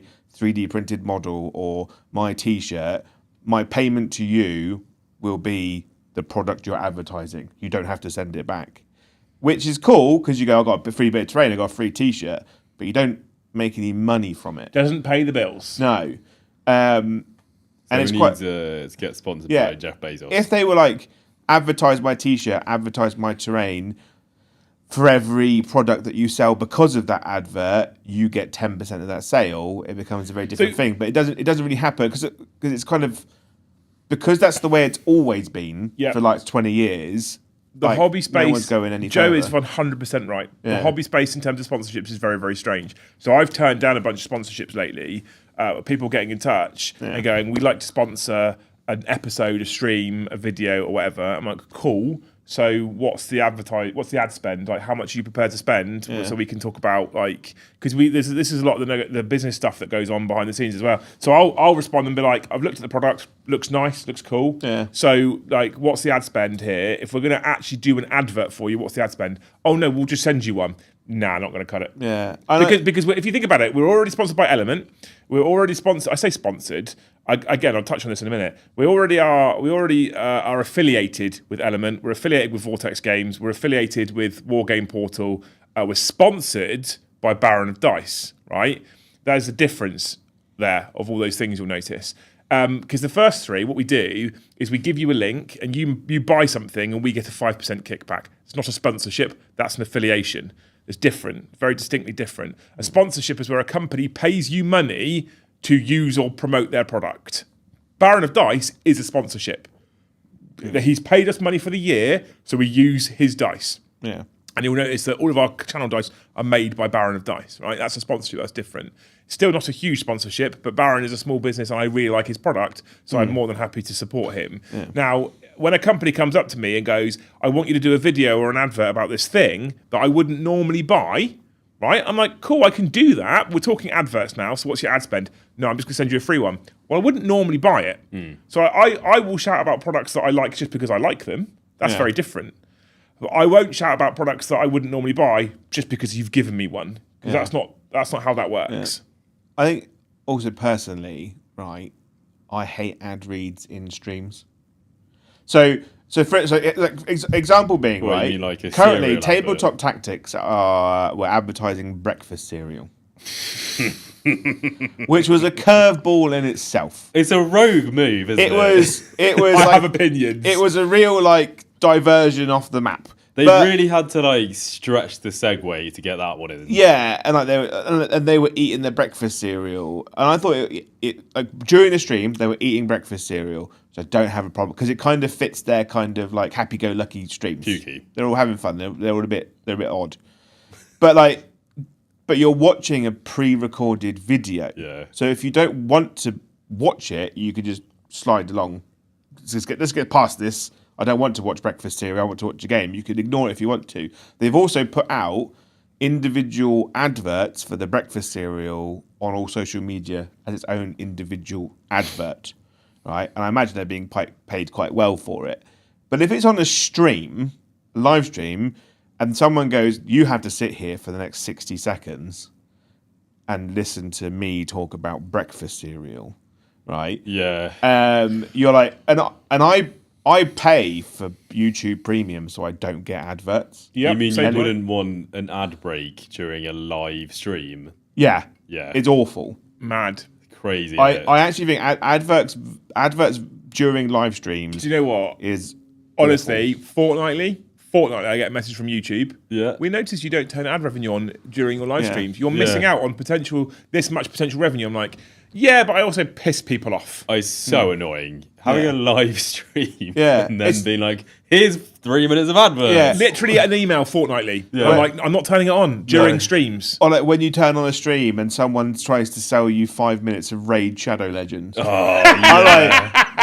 Get the out. amount of times I've seen Raid Shadow Legends adverts. So in terms of like things like Raid Shadow Legends and breakfast cereal at Tabletop Tactics, I don't blame them. I don't blame them for for doing cashing it in. It's money, but I think I know how much this world costs. Yeah. I don't blame them for cashing in. Yeah, but during a live stream. Yeah, of course. And the amount of times, so a company will go, "We want you to do a video for us." I'm like, "Well, we don't actually do pre-recorded videos. We only do live streams." Like, well, you need to send us the video. This is the other thing as well that fucks me off of an advertiser. This is a surefire way that I'm almost definitely not going to work with you as an advertiser.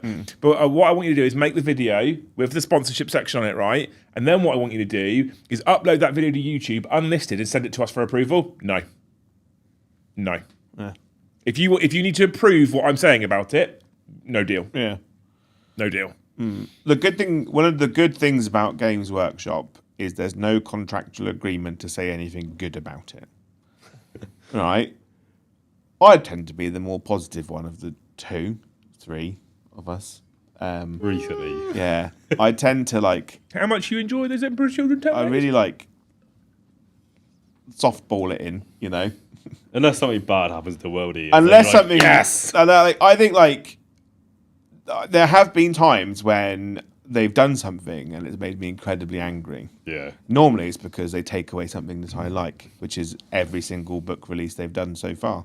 But I'm like, I will try and find the good in it if I can. But there have been other streamers that have gone, don't buy this, it's bad. And Games Workshop are like, that's fine, that's your opinion. Whereas some people that want you to advertise their products are like, if you say anything bad about this product, we will sue you. Games Workshop also, I will give them some credit where credit's due here. Yeah. They are very open to you criticising the product. Yeah. Their only requirement is the same thing that I've always had when I used to have staff.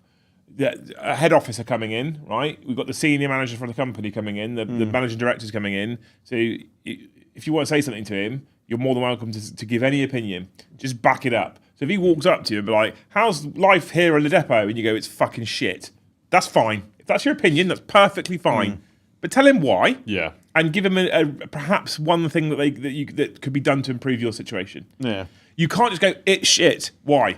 Because it's shit. Yeah, I know a lot of people just hate on GW because they're like the big Right, bad company, exactly. all Yeah. capitalism, but like they do make the thing you enjoy. Yeah. So maybe tell them if you have a problem Games with Workshop's awful. They charge me. They should be charging less for that. They should charge you less than it costs to make that product and ship it across the world. It's extortionate. Yeah. Incredible. So, basically, I don't want to turn on ads midstream from YouTube because I think that's awful. I don't even put mid-rolls on when it's an on-demand video after the fact because I hate that experience myself. Which is why I only do pre and post-roll ads on every. If you've noticed, almost every video on this channel is pre and post-roll ads only. And I don't really want to go down the route of doing A, ad reads for products that are not relevant to you at all, or B, just doing ad reads that are just shit ad reads for no money. So !gift. If every 311 people in chat right now gifted a single membership, right? Wouldn't need any ads. Don't do any ads. Yeah. That's literally it. The reason why we have the membership goals and stuff is because we don't do sponsored content, we don't do ads. So, Drew Soul says, rules should be free. I don't think they should. I don't think they should. Because the amount of time and effort that goes into making those rules, you have to pay people's full-time wages. And we're not talking about a couple, like 2 people sat in a room figure out, like entire teams of people play testing those rules, but figuring it out. And also, if a rule's bad, that makes the company look bad, right? If a detachment's broken, like that negatively affects how people look at the company. And if you're putting rules out for free, you know, like people don't have the right to complain to you, I guess. They're free, you know? You can't complain because it's free, you haven't got to pay for it. But I think the people, like Games Workshop's beholden to its rules, and it wants the best rules writers going, so it has to pay those people. So although I don't think the rules should be free, like they should basically pay through the app is fine. Just make it an online subscription. Yeah, online Job subscriptions. done, that's it. That's all you stuff. need. I still think have the codexes available, but I don't think all rules should be a free downloadable PDF. I think that the current pricing structure feels bad. Yeah. And it might be that it's the best financial structure for the company to make money, but I think it's feels bad because here, buy a £30 book that's probably out of date within 4 weeks because of updates and FAQs, just so you can get access to a code that then will be kept updated in the app. Yeah. I don't like that structure. We've talked about it a million times. There's ways I would do it differently. I can, however, see an argument for core rules being free, because they are. They are free. They are free.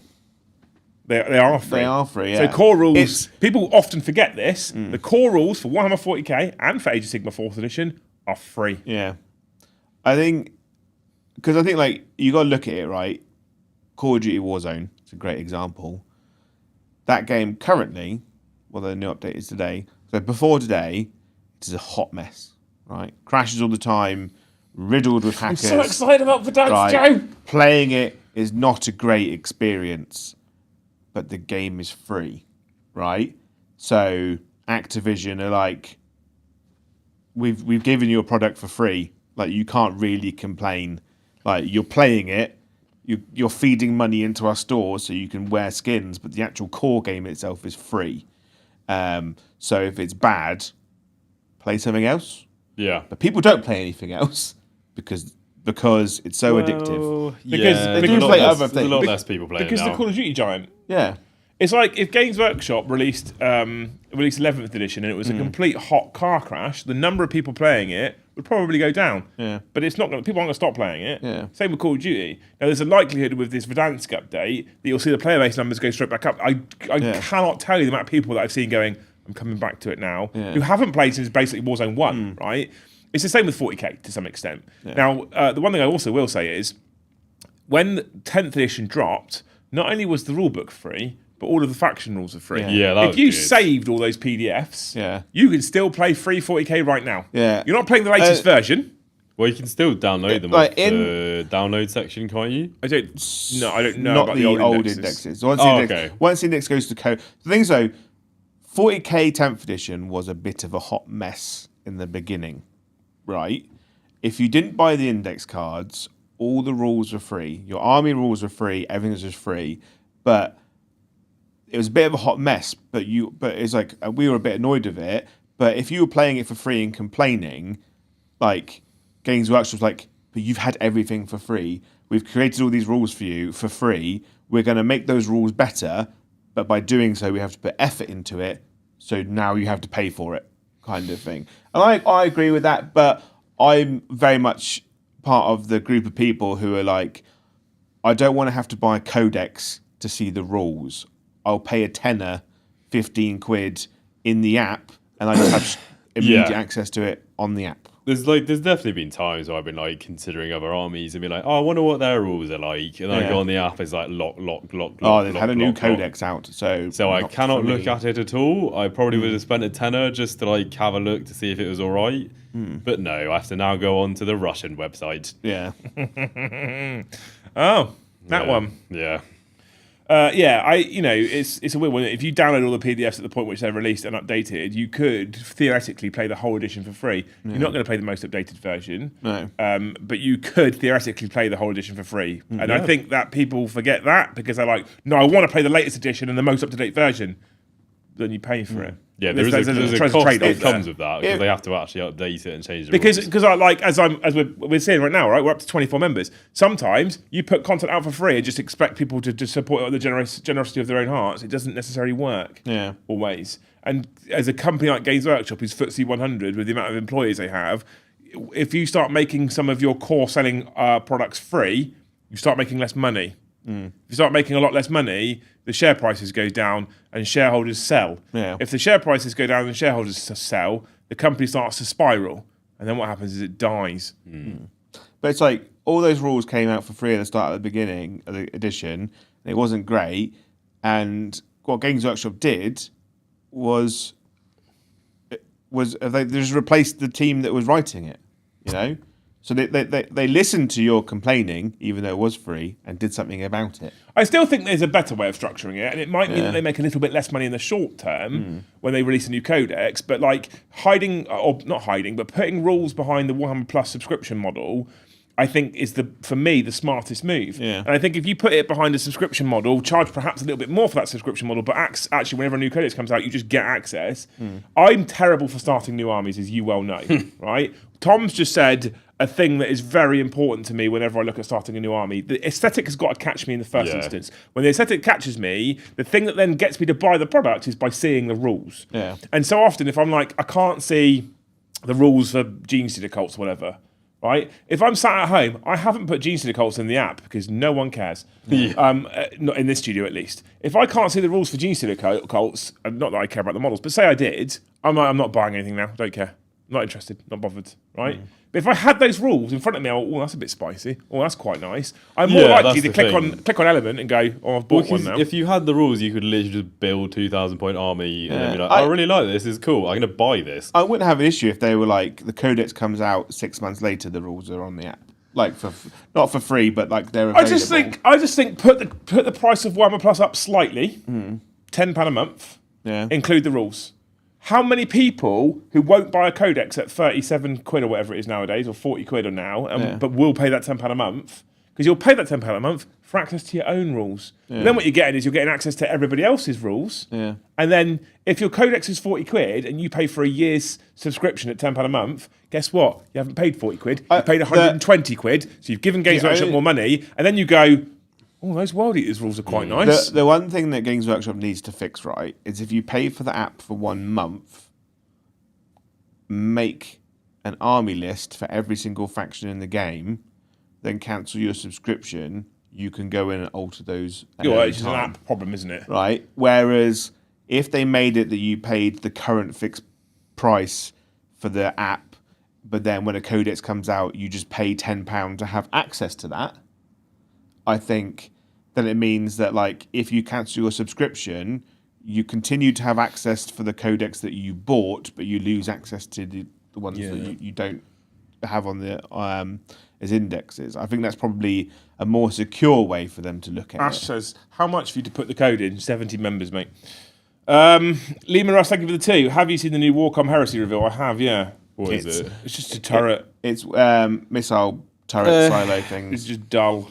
Boring. They're cool. Honestly, I think they'd be great pieces of terrain. Yep. For a board. Agree. Like having a looks like thing. cool terrain. The rumour floating around was that those things were going to be in the new Heresy starter box. Oh. But maybe they're coming out separately. No more Heresy box. I've seen some people asking about Age of Sigmar on the channel. It's coming back on Tuesday because we have the guys over from California from Hobby Collab. So there'll be AOS on the channel on Tuesday. And if you know what's going on pre-order on Saturday because of the article on Sunday, then you'll probably can guess what we're showcasing on Tuesday as well. I would care more about putting Heresy on the channel as a more regular feature than AOS at this point, if I'm honest. I don't know how much of an audience there is for it though, but we know again, we don't have a Death Guard army, we don't have a Chaos Knights army, we don't have a Gene Stealer Cults army, we don't have a blah blah blah. I would rather, personally, at this point, considering our core audience, I would rather round off all the armies we currently own to get more units and more variety, so I'm not showcasing the exact same Templars army every time or the exact same X army every time, and finish off the armies we don't have, a la Death Guard, Chaos Knights, etc., before I actually add in another game system at this point. Yeah. I think that's better for us if we get to a point, honestly, where we have 4,000 or 5,000 points of every faction. We don't have to have every model 3 times, but 4,000 or 5,000 points of every faction, and we're pretty comfortable and pretty happy. I got no dramas of saying to Joe, paint some Heresy armies. Let's add some more AOS stuff in. But at the moment, I feel like we've had this conversation. Joe's like, I want to add more stuff to the Dark Angels. I want to add more stuff to the whatever it was he talked about. I want to add more things to the Guard. Yeah. Well, you would need to do a whole Gravis army. Well, the thing is, though, in my garage, I've got an entire Gravis army for Imperial Fists, right? That'd be sick. I've got all but 3 units for a White Scars army in my garage. In my garage, I've probably got another 2,000 points of Guard to build them. Like, I'd like to paint to get his garage back. Yeah. Because when people come over and play 40k in my garage, I've got like my table, and we're all kind of like hemmed in because there's like boxes of shit might be everywhere. needing more shelves, Liam. We do need more shelves. But like we do need more shelves. But the thing is, though, like those shelves will get filled with armies and terrain now, but by having more terrain gives us more exciting tables. Definitely, that'd be sick. Um, But you're gonna have your big terrain push, aren't you? yeah. Yeah. That'd be cool. We have got terrain in the terrain cupboard that was made to order over a year ago. Oh, It's still in a box. sad. Because he's got too much on all the time. Many things. And it's not me having to go at him. He's just got too much on. But I'm lucky in the sense that like I've got a couple months where I've actually got a couple months gap. There's now. like 4 codexes that you just don't care about. Yeah. The good thing we have got at the moment is that our volunteers do play armies that we don't currently own, like True. Tau, like Tau Necrons, and T-Sun. Cult. Yeah. T-Suns. Yeah. We own T-Suns. Oh, we own T-Sun. Just less of it. But Paddy, let's be honest, I'm happy. I want Paddy to paint the Thousand Suns because he knows how to paint Thousand Suns. Yeah. Yeah, he's very nice. I know how to paint Thousand Suns, but it'd probably take me longer. Pridders, thank you for the 5. I'm almost certainly going to get Wolves when they are released. Should I get the Space Marine Codex now or wait to see how viable a Space Wolves only army would be? So, if the Space Wolves are done the same way as Dark Angels or Blood Angels, you'll need the Space Marine Codex anyway. I think you will need it. Even Space Wolves only. I mean, it's not entirely true, but even if you were to do Space Wolves only and only use units in the Space Wolves supplement, assuming it's a supplement, when you put it in your app, things like Oath of Moment will be locked. Yeah. That That's comes from it, the isn't codex. it? Like, unless they go completely mental compared to like Dark Angels and stuff, and they're just like, this is now a separate army. It's actually technically a Space Marines army. Yeah. It's just with extra detachments. So I would say you probably will just want the Space Marine Codex. Yeah. Because the chances are you'll also be using Space Marine units in the Space Wolves army, Yeah. unless they go mental with new stuff. If I was a gambling man, I'd stay away from Blade Guard and Intercessors for now. I actually think they're safe. I understand why you're saying they might not be. Yeah, But the fact that they haven't taken away any other units from any of the other ones. But at the same time, why would you take Assault Intercessors when they've already said that Blood Claws do the exact same thing? No, I agree. And that- move faster. I agree with what you're saying, but like, But they said the Blood Claws get the exact same role as Assault Intercessors. So if they get the same rules, No. they're as impactful, then you would just take Blood Claws. And they move faster. the Blood Claws are getting advanced in charge, Yeah. and the Grey Hunters are getting reroll 1s to wound or reroll all wounds on the objective. Yeah. Based off the picture they showed. And in the they're article. OC3. Yeah, and according movement to the 7. thing. Yeah. But you might want to take Assault Intercessors anyway for different reasons. But I don't know why Assault the Intercessors other thing is bathroom. they, based on the data I'm gonna do sheets a they joke. showed in that picture, it looks like they only come in units of 10. So Yeah. you might want a 5-man intercessor squad Yeah. to like sit at the back and stick your objective or something. There's going to be reasons to take both, I reckon. Yeah, Especially because points exist. I would go for tanks, dreadnoughts. I'd actually wait on dreadnoughts. Yeah? There's a chance there'll be a cool Space Wars one. Oh yeah, but like I think like a ballistus is safe. You could get a ballista. I a reckon Dempsey. an impulse is pretty safe Yeah. for like a little transport thing. Yeah, repulsors. I mean, Land Raiders. I'm sure you'll say Redeemer. Land Raider Redeemer. I'd say any tanks are probably safe because there are no Space Wolf tanks, so like Yeah. that's their only options in it. Assault Intercessors with jump packs. Yeah, I that'd be don't- good. But let's be honest, they're not going to get Swift Claws. Sky So- Claws. Sky Claws. Swift Claws are the bikes. Yeah, they're Yeah. bikes. Outriders. Yeah, I'd be really happy, but also shocked if they did Sky Claws as well. Yeah, it'd be I cool. don't think but they will get. I them. think everyone will probably end up just kit bashing Yeah. Blood Claws into Sky Claws. I think so. I was looking the other day on the website. I was talking in the group chat. You remember? Yeah. And I was looking at the Space Marine stuff for the Space Wolves, and I was like, could I buy a couple of bits that are relatively large chunks of points that I can paint in the meantime before the Space will come out? So depending on what's in that box set, if we get the box set, if we're lucky enough to receive it, will I have enough at that point to make an army? Yeah. And I was like, I genuinely think like gladiators, so lancers, reapers, etc. The repulsor variants, they're all pretty safe. I'd Aggressors. say any vehicle is fine. Anything in Gravis armor. Gravis armor is probably safe if you wanted to add Gravis to your Space Wolves. Yes, I think aggressors could and would be safe. I think Eradicated. I think fine. most vehicles are safe. I'm personally thinking about. I almost picked up a Brutalis. You know, I've never built and painted a Brutalis ever. No. It's the only Dreadnought variant I haven't built because I gave them all to Joe. And I was like, oh, Brutalis is quite Space Wolfy, but I held off because I was like, but are they going to do a murder fang? Yeah, that's Brutalis? what I was just saying to Joe. I was like, the one thing I would be a bit maybe not on is like the Dreadnought variants, just because Space Wolves have a lot of Dreadnoughts, and I don't think they're keeping any of the old ones.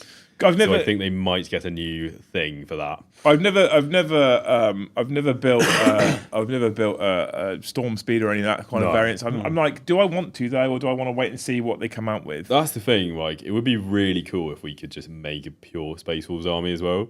Yeah, literally meant just the codex. If it's just the books as well, I would wait.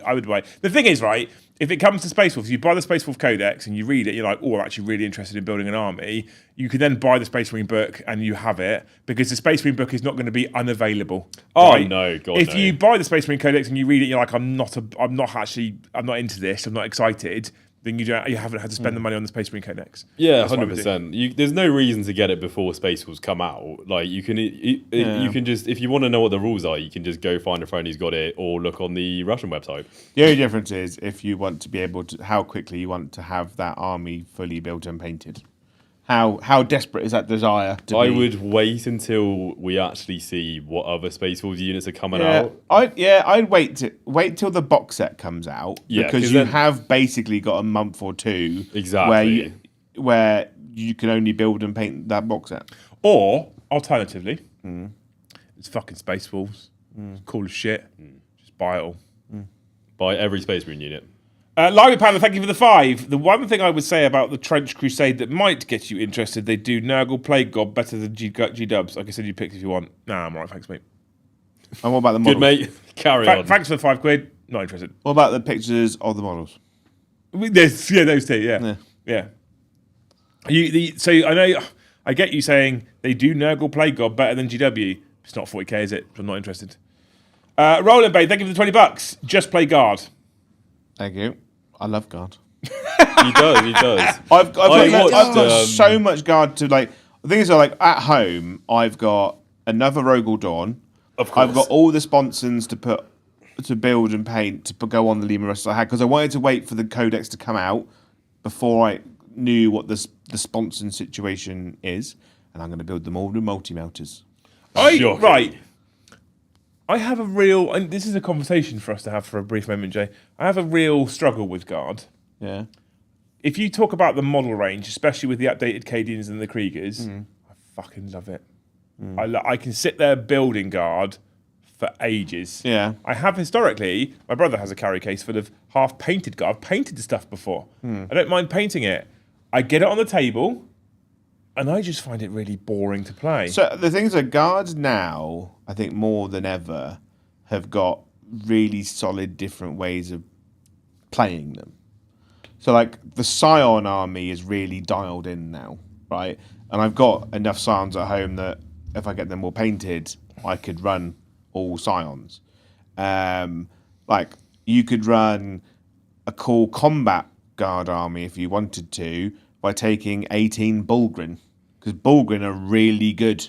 Pretty good, yeah. Like toughness 6, 4 wounds, a feel no pain, -1 damage, and Invuln. and a 4-up invuln. Like they hit pretty hard as well in combat. You could do all well, you can't do all sentinels because they've reduced them down to units of 2. But you could have a cool scout army. You could do all horses all the time. Although it does bug me that there's no generic characters to join. They got rid of the Forge World generic Krieg character and replaced it with a named character, which bugged me. Good on a old cellular Lord level. Dryer being Yeah. 100 points. He is way overcosted. And I think like there are so many different ways of playing guard. Like I haven't got any of like, I've got some Krieg engineers at home which I need to paint, but I'd love to get the Krieg heavy weapon teams. Probably get round eventually to doing Krieg artillery army. I think the best way to play guard is versus another guard player. That sounds well, incredibly dull. That's when it's like guard squared, you know. I think because then you are basically playing the historical game, right? Because everyone's on the same level, everyone's got the same thing. I think you just You're a need to little bit really shit. enjoy shooting armies, and then you'll be happy playing guard. Surely. Surely, if you just enjoy like the shooting phase and stuff like that, like surely that's Well, what you're into. I think, And just having loads of dudes running around. I do think there's a serious skill level to guard, though. Right? Because guards suffer from a very similar problem to Tau. Whereas, to win the game, you have to stand on objectives, but you're not incredibly good at standing on objectives. I'd say guard are very good at standing on objectives. Because like tanks are better than crisis suits, I'd imagine, in standing on objectives, but combat armies like worldies, like orcs, like cool, I'm going to go and murder those things on objectives and not really care. But that's why you put your trash unit on the objective that's OC 20. Yeah, but they die. Yeah, but quickly.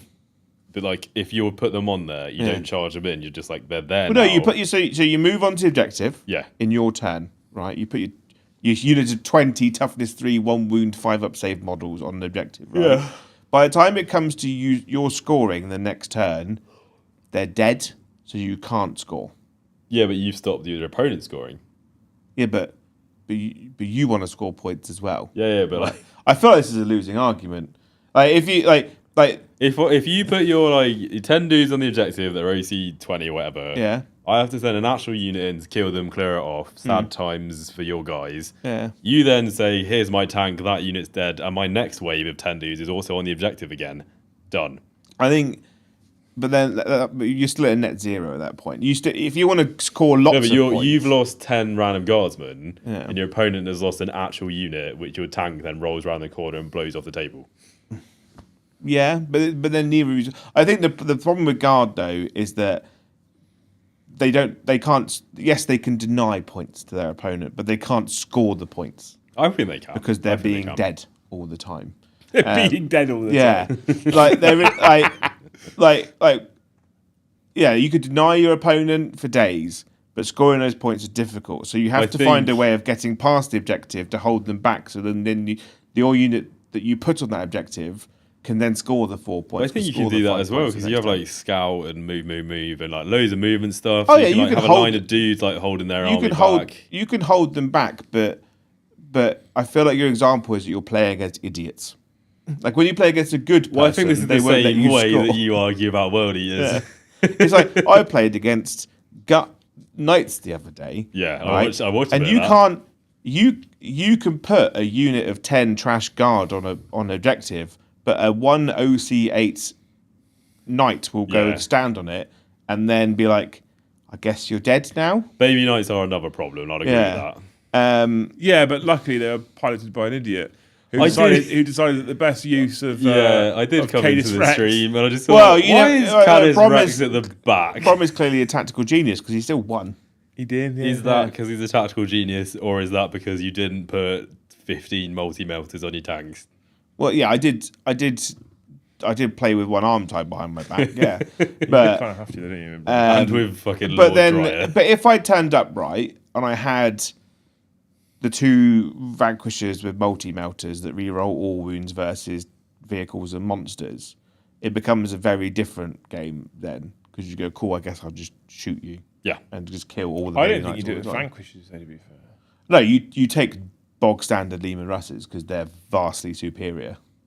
Although I guess the Vanquishers do give you those reroll wounds, which is so the Lehman Russ gives you the reroll hits, whereas the Vanquisher gives you. I think Vanquishers are pretty solid, to be fair. Yeah. I think they need to be 2 shots. It's just that their main gun is toilet, whereas the basic Lehman Russ main gun is actually quite. 2 shots would be quite scary. Yeah. I'll take a Gladiator Lancer over a Vanquisher every day of the week. Oh god, yeah, 100%. But I mean, Lancers are just good. Yeah, they are. Anyway, thank you, Roland Bain, also for 5 gifted memberships. Ooh. For some reason, thank you. For some reason, Joe, today we're only on 31. Oh, it's because we're not. It's never mind. No, we're only on 51. It's because we're not shit talking Games Workshop. Yeah, we're way too positive today. No one wants to give memberships lately. I have to really fight hard now. You've not called anyone a cunt yet. Well, I have to fight really hard lately just to get to the 100 each time now. It's a concern.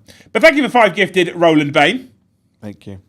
I hope that you don't leave any chocolates in your car that you want to eat this summer. Have you done that? You did it last. I did it on Tuesday. A white Twix in the car. I'm Rouser. Thank you for the $5. Keep on keeping on, lads. Been enjoying the chats.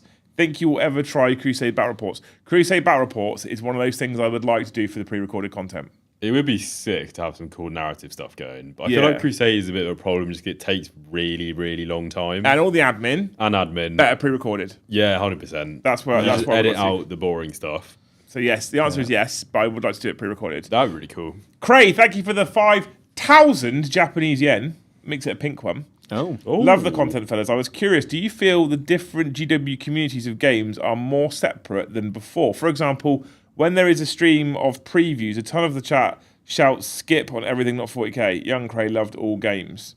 Yeah. I feel like there's quite a divide. Yeah.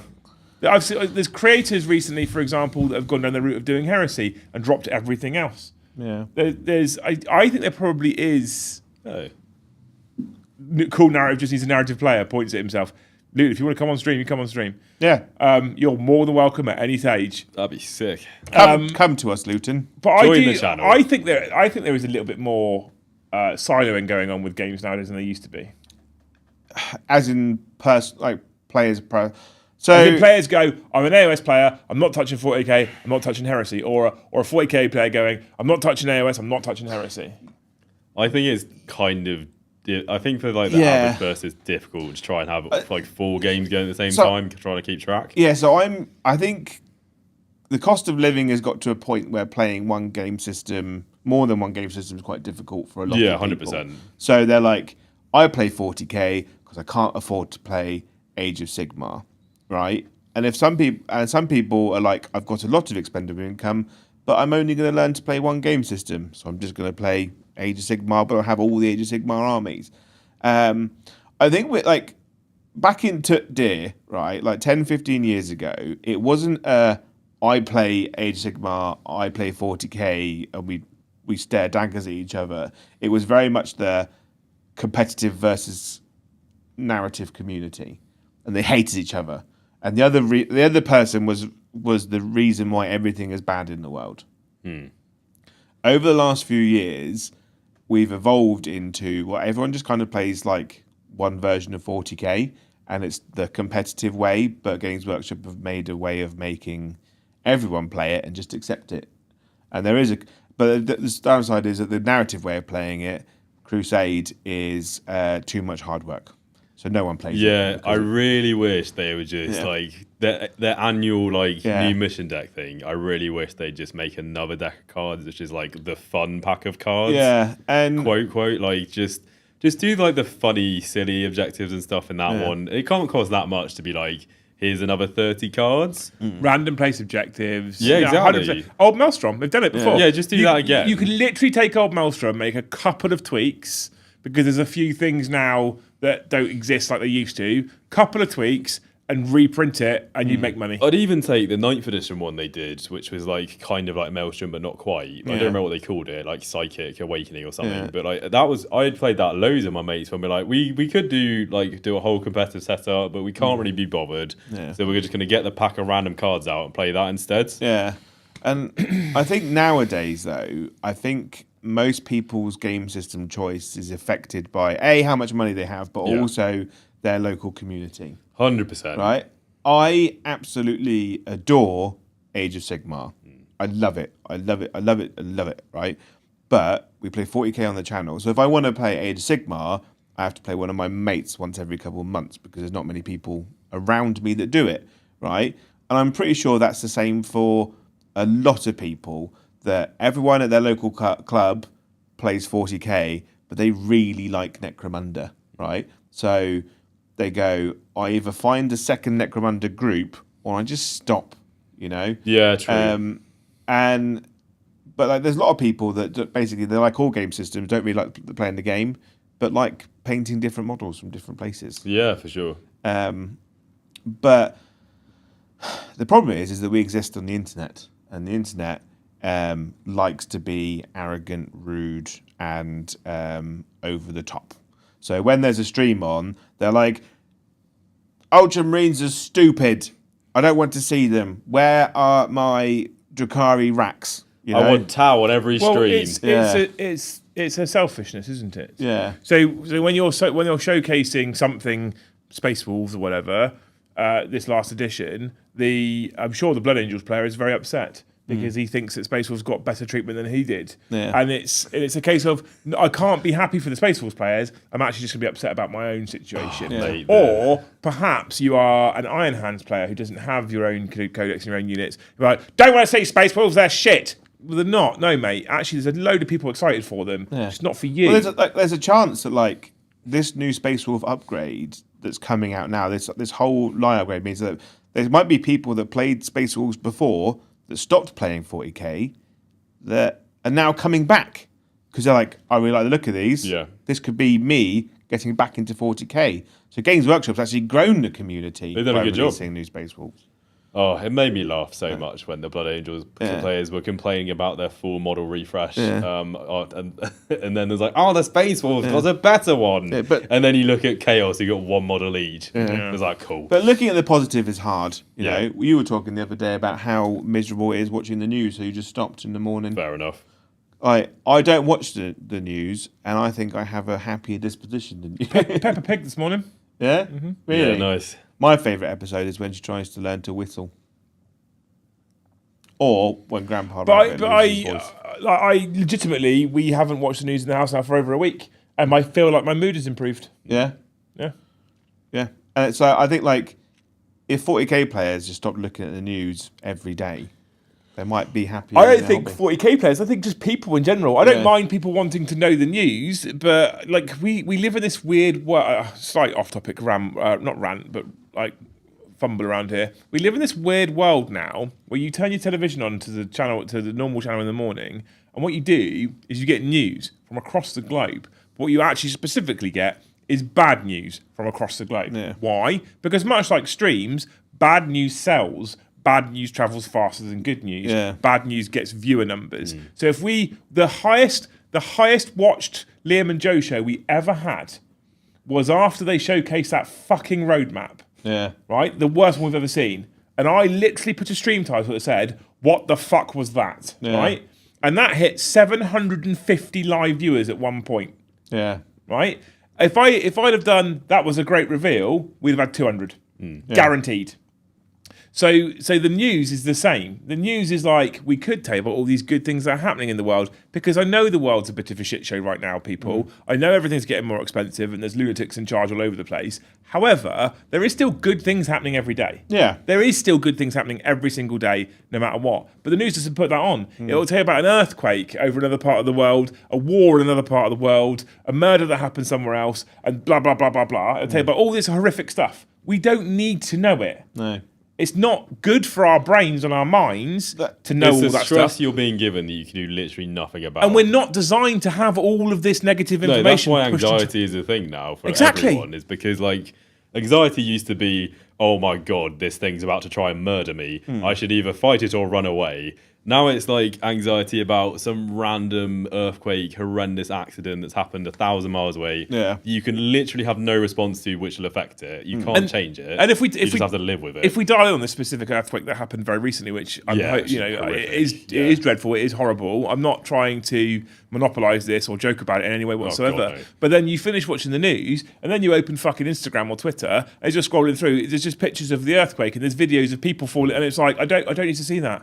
No, it has no effect on your life. Why has it been normalised that you open social media? It doesn't take long before you start seeing people dying in front of you. I don't want to see that stuff. Yeah. It's not good for me to see that stuff.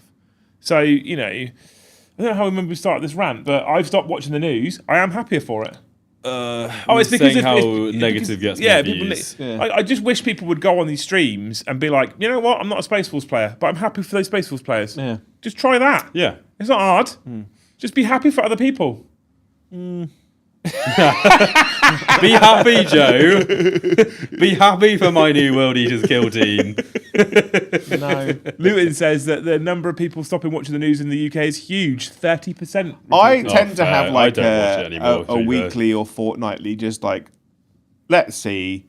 Like I know that like for 20 minutes afterwards, solid hour, I'm going to be like, God, life is awful. Yeah. But I like to exist in my own little bubble where I just watch reels of dogs in hats, you know, and just raccoons and stuff. But it's why we No, try. not of people. No, No people. No, in no reels. one's on there. The channel is about Warhammer 40k Yeah. or the hobby, and we escape in our own little world. We play garage hammer, we take the piss out of each other, we laugh, we joke around, we be silly. And for me, the whole point in the content we're making is about it being escapism. Yeah, for sure. Yeah, all right, cool. So I specifically do get quite angry when Games Workshop behave like arseholes, and I call them for it. But when we're at the table, we're playing games, it's escapism. That's what it's about.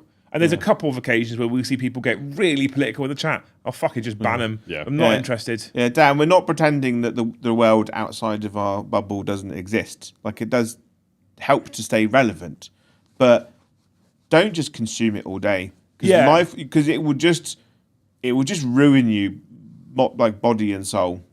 You know, like I have a very good source of news, Adam ADR, who is basically a human sponge of all knowledge. Yeah, he of came all into things. the thing last night and Yeah, was just like he keeps his me entire updated. It's lowdown quite- on the Trump thing. Yeah, and I'm like, and he tells me, and I'm like, The other thing I will never say sit- is, yeah, I'm glad I'm already sat down. I don't disagree that we need to know the news. Yeah. But the problem is the way the news is nowadays. What we don't need is what the news gives us. So we don't actually have a reasonable source of news that gives us the stuff that we do need to know. Yeah, and you don't even know if it's true because like that's why like we have multiple newspaper companies, right? Because they'll all report different things about the same situation, Yep. but from their own personal point of view. Yeah, for sure. Right? Stick Monkey, thank you for the 5. I'll come and do ad reads for you halfway through a stream in my funny accent in exchange for 1 Baron of Dice a go. Do you know how much those fucking Baron of Dice cost to ship to the UK? We can't poo-poo them. Okay, I'm I'm a a sponsor. They're great and worth the money. Get a UK distributor. That's all we're saying. Yeah. Please, Yeah. please, Stevie, please. Stick Monkey, thank you for the 1 gifted membership. Biggie Hugs, thank you for the 1 gifted membership. Brave Star, thank you for the 2. £30 a codex. Last one I bought was 37 quid. Yeah, they've gone up. Haven't they? I remember. Yeah. I remember I was in the shop and I was looking sad next to a book. And I wasn't. I was okay. So like, I need this. I don't.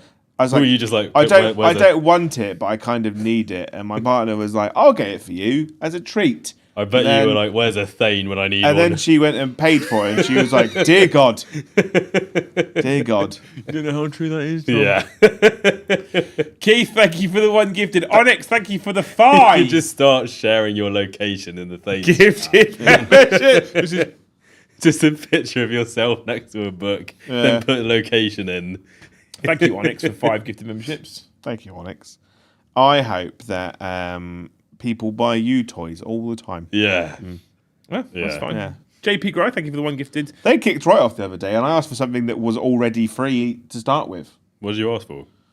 The that you get the black dice that Games Workshop give you if you're like new to the hobby. Oh, yeah. You don't have to pay for them; they're completely free. But you have to do like the new challenger system or whatever it is. You got to jump through a lot of hoops. No, but like not for existing customers. Got to be new. Oh. You know, get a homeless person or a child off the street and just Yeah. be like, go in there, talk to him, come back out with dice, please. Right? While you just stare at them. Yeah. Or find a very, very, very nice Games Workshop manager that will give them to you. Thank you, Bonsai, for $2. Suggestion on Votan Chaos Dwarfs paint scheme. Red. Black and red? Oh, I love a bit of black and red. Yeah.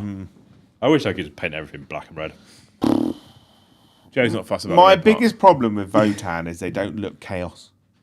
Yeah, you're going to really struggle to make You have to work dwarfs. hard to make them look chaos. If you're not 3D printing just straight up chaos dwarfs. It's possible, right? I don't know. I don't think. Sorry, excuse I me. think Kit Bash is going to be a struggle. They look a bit too Care Bear, you know? They're a bit too smooth all the way around. Yeah, No like, sharp edges. There's not really like shoulder pads you can swap or like heads. Or maybe you could do head swap, but like I feel like most heads will be too big for them. It's going to be a bit of a struggle, but Red, maybe black, a lot of blood. black just- with gold bits. Yeah. Yeah, just do what they do for the tanks. Just stick a spike on each one. Yeah, Done. true. Like, Chaos. if you look One at spike how in the bum. if you look at how they do like the Imperial Knights when they went to Chaos Knights, where they just painted them black and grey and red, and then had like the Chaos stars kind of painted on. So like the armor was like a grey color, but like they had like big white and big grey like pointed stars on them would probably work. And I think like make the basing look chaosy. I guess lots of chaosy banners and I stuff. feel like you're gonna really struggle to make like a land fortress look chaosy. It Yeah. just looks like a buggy, like a space buggy. I'm here for it though. If you can make it work, make it It work. could be sick, to be fair. Yeah. A dark grey. Votan works. looked like they're covered in smooth pebbles. Yeah, Votan looked like the posters you get in like saunas. You know. Oh, Yeah. yeah. Jacob, thank you for the 2. He says Asians Army next. Right? Wrong. I've got. They don't exist. So They're at not real. home, I have got to paint a Corvus Black Star, 10 Death Watch Marines, and watch Captain Artemis. But I assume you'd rather play Death Watch than like actual agents. Yes, I'd love to do an Agents of the Imperium army as a fun narrative army. So like like an Inquisitor or two, a unit of Death Watch, a bunch of henchmen in chimeras and stuff. Yeah. But the one thing that's always killed Agents of the Imperium for me is the fact that inquisitorial stormtroopers don't exist. Yeah, that's sad. They're just Kassakin. Yeah. Why just put Kassakin in inquisitorial agents as battle line, Yeah. right? I Done. just do Don't need orders. Loads of the Judge Dredd goobers. The They're Gimp men. thick as fuck. Yeah. I With just the cool masks. what bugs me is that they're not. They've tried to make an army of henchmen that only exist in very specific places. Yeah. So like having an army of RBTs doesn't really work if they're backed up by loads of Sisters of Battle and Death Watch. Doesn't make narrative sense to me. Why?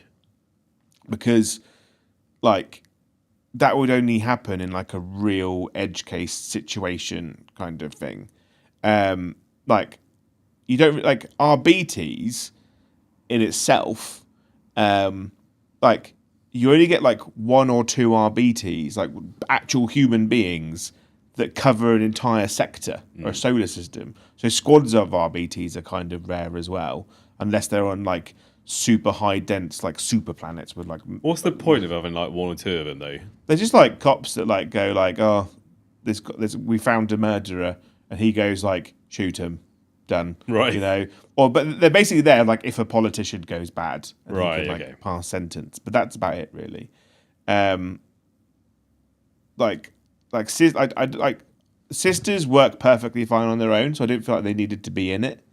No, that was weird. The whole putting book them is in. basically going like, I like the idea of making an inquisitorial kill team, which is 1 Death Watch Marine, a Sister of Battle, a cool guy who's like an XRBTs, a cool sniper guy, a dog, and a robot. And they've gone like, well, how do we expand that out to an entire army? It's weird. They basically tried to make an army out of like 5 kill teams, and it's like what? Why Yeah. bother? Well, it's just a kill team army, isn't it? It is literally Like- the kill. It's the kill team army, and it's also the way they make you pay £37 to get rules for the assassins. Yeah, but normally when Inquisitors kind of existed in the realms of 40k for the last 9 editions, it's 1 Inquisitor, maybe he has a henchman unit, and then he seconds himself to a guard regiment. Yeah. Or they actually have fully trained inquisitorial stormtroopers. So he goes, I'm here with 100 stormtroopers in chimeras and Valkyries, and we're going to mess you up. You know, the new book just bugs me. It's just bad. It's just bad. But I'd love to do it because it'd be fun. I care not for it at all. Chad, thank you for the $20. What are scenes from media that live rent-free in your head and you can watch on repeat? 2 of mine are Winter sending spears in to take over at Foy in Band of Brothers, and also when Thor shows up with his axe in Wakanda. That is sick, to be fair. Peak Thor time, that was. Peak Thor. God, I love Thor. Pernor Fields. Oh, charge the every best time. scene I was in gonna say film Rohirrim charge. history. Not a dry eye in the house. Literally, every yeah, time. just best scene ever. Rohirrim Charge was going to be one of mine. The opening scene on the beaches for Saving Private Ryan Yeah, fair. is fucking incredible. I'd actually say opening scene to Revenge of the Sith is really fucking cool, where it's like a space battle where they like come over the top of one of the big like Republic ships and it opens up to like this huge battle going on. Yeah. That was really cool. I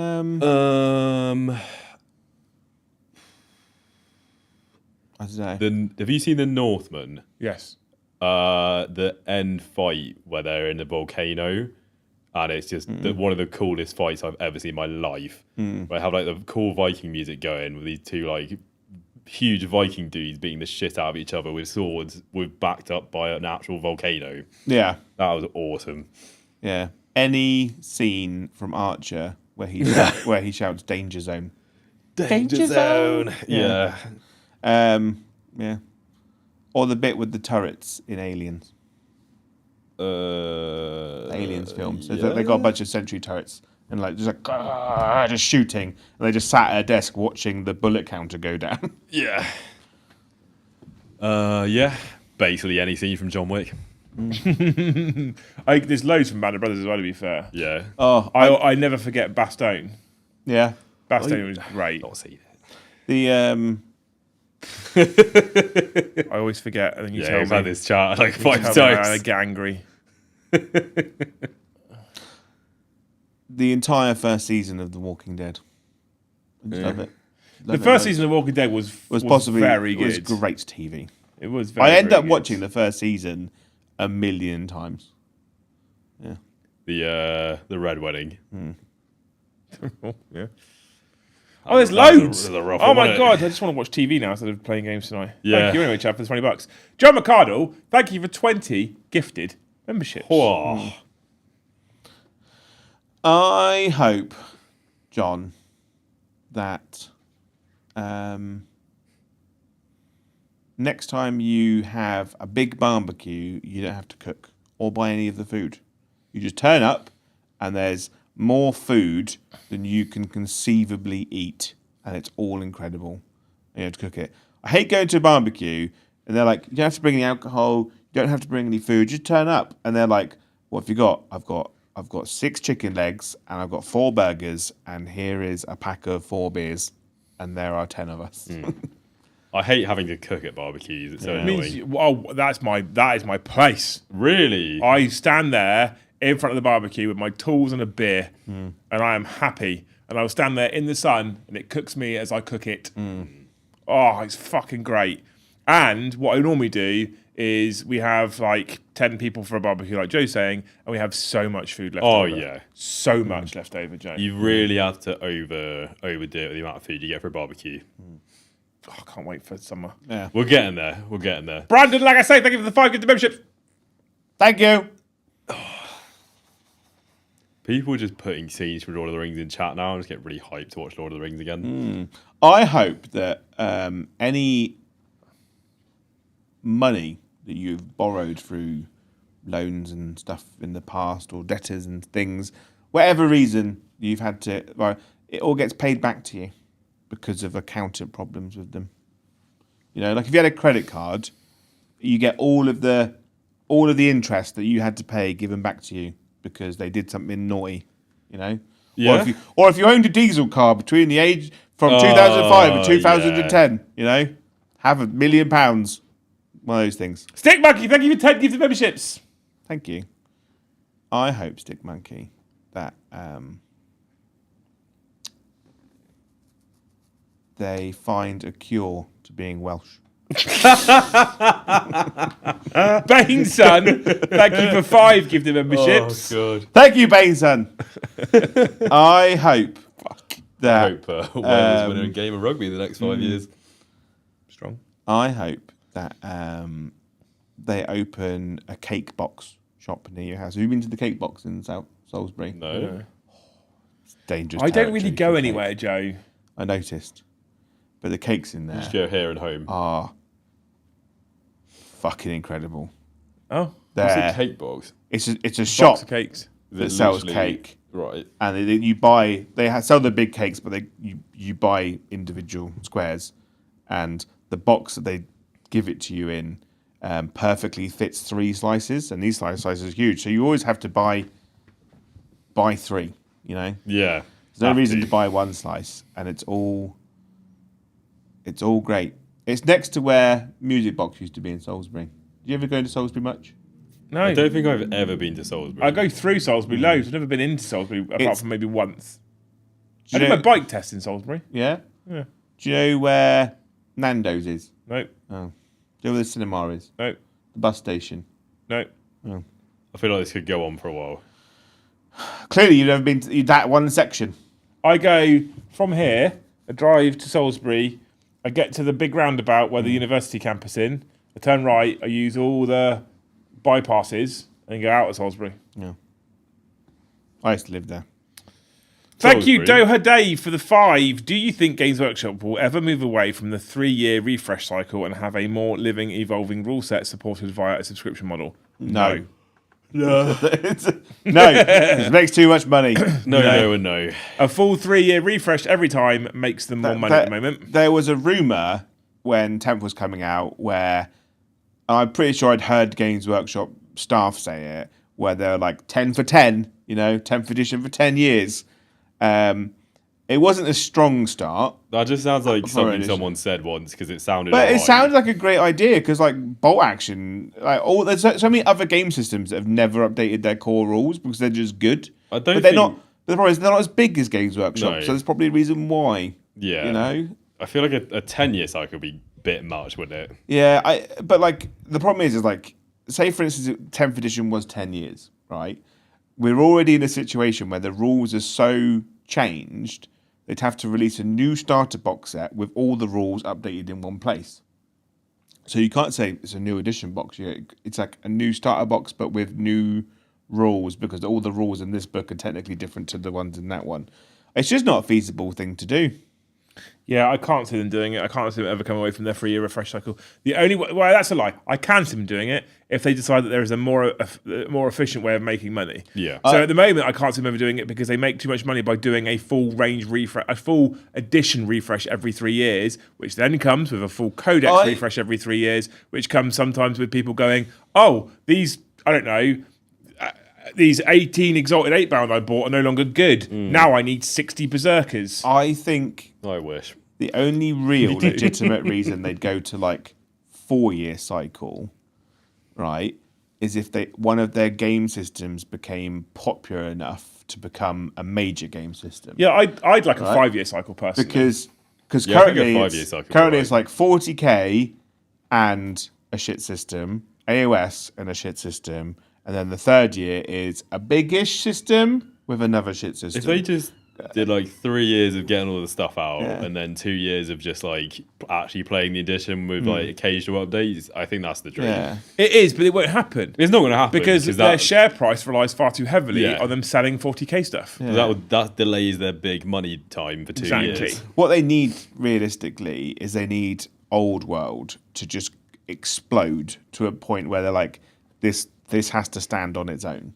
kind of But thing. yeah, they do. But to do that, they would have needed to not release model sets from 1993. I think we'll see the next edition be the edition where what they need to do, what they should have done when they launched Old World was actually release an Old World starter box of Bretonians versus Tomb Kings, and everything in that box is an entirely new brand spanking new. I think they should have just had Carthay as one of the armies they were What they should have done- because then they would have had a whole new army. What they should have done for the whole of Old World release is not do a shit job. And they failed at every turn. I don't think The only thing their they've release done- schedule was horrific. The only thing they've done good with Old World is the Carthay stuff. realistically, which is awesome. Old World in itself is it's a really poorly disguised new game system and nothing else, because they're just releasing old models. They're pretending that's Old always World. happened, and they've gone, here's a new rule system, but nothing else. Old World is, there's other people making money off of a game we used to sell. We want that money. All it is a cash grab. Yeah. That's all it is. I read those rules when they first came out, and it is a trimmed, dialed-in old 8th edition fantasy. Yeah. And 8th edition fantasy was great. And I got very excited by it because I thought about all the models they've released for 40k, and I thought about all the models they've released for Age of Sigmar, and then they went, here's all the old sculpts from 1993. And I went, get in the fucking sea. But- and now, how many years has Old World been open for? Been out for? A year A year and 2 months now? A year and 3 months? ish. Yeah. And you It still came out. can't- Because it came out of Christmas, didn't it? Yeah, and you still can't Yeah. you still can't play some of the core factions. Yeah. Well, the last two are coming out. When you're talking about codex releases for Games Workshop, it's perfectly okay. I say it's perfectly okay. It's not perfectly okay, but it's okay to be in a place right now where Drakari or World Eaters don't have a codex because you can already buy all their models and you can play them on the index. Old World, you can't play Wood Elves right now. No. Unless you already own it. Unless you already owned it from fucking years ago. Or you have a 3D printer. So it's just or eBay. But, the whole release for Old World was just dumb. I think we'll see Old World really come into its own in about 6 to 8 months' time because the last 2 factions are coming out. Yeah. Right. So after that, you've got entirely new factions like Carthay, like the possibility of Kislev. That'd be cool. Right. And after that, they either go. All the Legends armies are now going to be supported. So, Vampires. like vampire counts, Skaven, or they go, we're going to start again from the beginning. The books are the same, but now you get entirely new Bretonnians. I think But that is a real kick in the teeth, though. If they're like, buy all this old crap we've got in stock from 20 years ago, now we're going to release all new stuff to replace that stuff you just bought. Tom's right. I think what happens with Old World is they've stolen a huge portion of the market back from people that are playing those other game systems, and that niche group of small people that play Old World will sit in the corner playing Old World, getting older, and that'll be it. But that's what will happen. Yeah.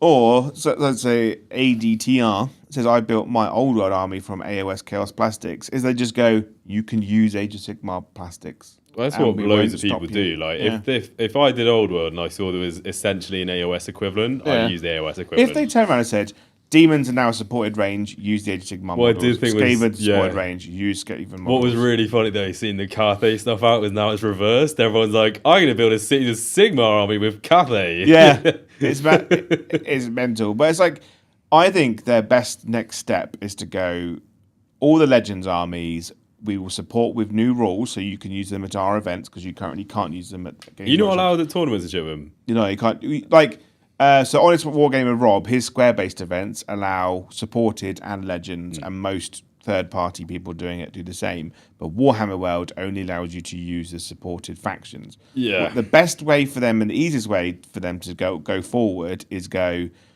will support Skaven and Demons Chaos and Dwarves. Chaos Dwarves, although the rumour is that they are getting models. Ooh. And Soulblight Gravelords, the vampire counts, and you could buy packs of square bases. We would change their rules in the Legends so that the square bases you buy fit the upscaled Age of Sigmar models, and that's just their footing now. The thing is, for the majority of people, it doesn't matter because no one plays it. Thank you, Stick Monkey, for the 5. Joe, you need to get Games Workshop to set up like spoons so that you can get the Thanes to play the Weatherspoons game by sending us pictures. As a spoons connoisseur, I assume you know what he's talking about. What's the Weatherspoons? The Weatherspoons game, there are Facebook pages dedicated to it, right? It helps if you're attractive. And so Tom will be fine. Basically, right. So what you do is you go to Weatherspoons, you take a picture of yourselves like that, and then you go, we're on a date. We're having is a this party. when people send stuff to your table? Yeah, so this is our table number, this is the Weatherspoons are in. Yeah. Put it on the Facebook, and then what happens is the stuff just turns up at your table because people could use the you Facebook just can app. send like a cup of tea and some peas to someone. The thing is, there's this phrase that Peachy used ages ago, right? And the phrase that Peach used ages ago is your vibe attracts your tribe. And I love it. It's a great phrase. So you're typically attracted to your channel or to your general kind of area, the sort of people that are you people, you kind of people. So we're all arseholes. Yeah. Right? And we're frequently arseholes to each other. Yeah. What we've typically done is we've attracted a bunch of arseholes. Yeah. Okay. So if Games Workshop had a Weatherspoons app, Sean, what's going to happen is Joe's going to take a photo of himself in Games Workshop in Salisbury, since that seems to be his favourite place in the world, right? Click, and he's going to be like, cool, I'm in Games Workshop Salisbury, and then what they'll do is they'll go over previous shows, and I'll be like, which models did he say he really fucking hates? He hates 8-bound. Yeah, I was going to say. He hates 8-bound. Definitely and the next 8-bound. thing, he's sitting in Games Workshop going, here is these dice that I want, or here is this fucking Helldrake that I want, that he still promised you, and he hasn't painted them. And then what happens is, 5 boxes of 8-bound turn up. But That would just be from me. I suppose what people need to realise that the difference is with alcohol at Weatherspoons and food at Weatherspoons.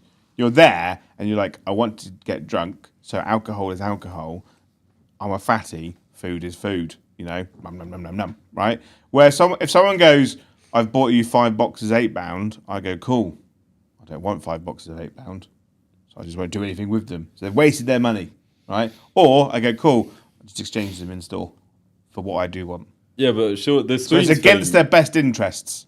The spoons thing. Buy me what I want. Most people just Fuck send off. random shit like cups of tea or random like I like bowls tea. of peas or something. Love peas. Yeah, I mean you'd be happy with anything, but like for the normal people that want to get drunk, Being someone who spent most of their life majoritively poor, Yeah. I'm like, free stuff's free it's stuff. free, innit? Yeah. You know, You just wheezed about free £8.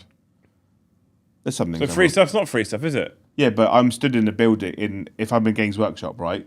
I'm stood in a place that I can exchange sealed things for other sealed things.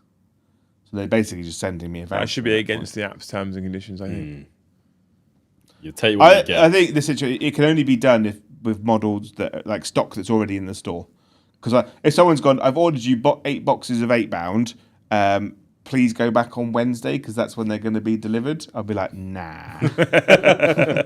Right, you wonderful human beings. We are a well hour over, but it was a good chat actually today. It's interesting not having a topic and just chatting nonsense all the way through. It's like a podcast.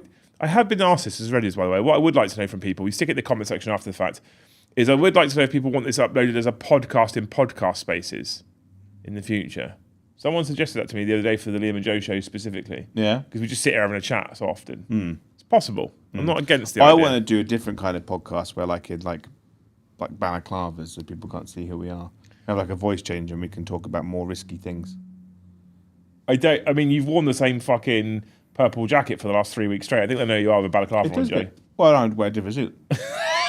I'm just imagining like you filming this like with the exact same setup but wearing balaclavas. They'll never know. The other thing is, if you, With the Great Hall logo as I well. love the fact as well that you could just do a podcast which could just be audio only. Yeah, Yeah, Joe's you- like, nah, just balaclava on, and we're good to go. Joe's like, they'll never see this coming. An audio only podcast wearing a balaclava. Yeah. I'm going to wait for his photo this weekend as well of him in Games Workshop in Salisbury. I'm going to buy him a fucking Servo paint palette. Yeah. Anyway, thank you so much for all of your engagements today, you wonderful humans. Thank you for the questions. Thank you for the super chats. Thank you for the likes, and thank you so much for the gifted members. We ended on 71 of the finest members, so thank you so much, you wonderful human beings. Tonight, Paddy turns up, and I'm supposed to be debuting the Grey Knights. Does Paddy know he's coming? He does. I remembered we talked about it the other day when we were talking about lists.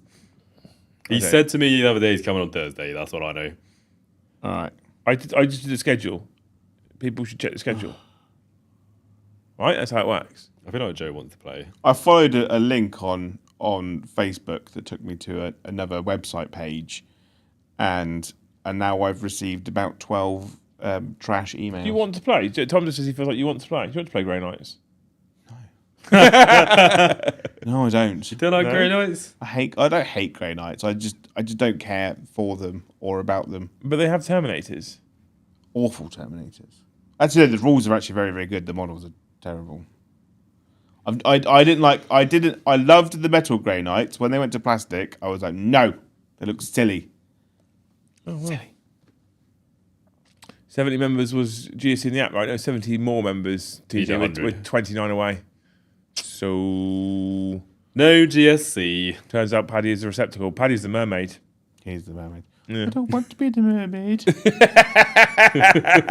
Tough luck, Jacob. Anyway, thank you so much for watching. Hopefully we'll see you tonight at 7:30 for a live game of Warhammer 40k 10th edition. If not, we'll see you in the next one. Bye, wonderful time.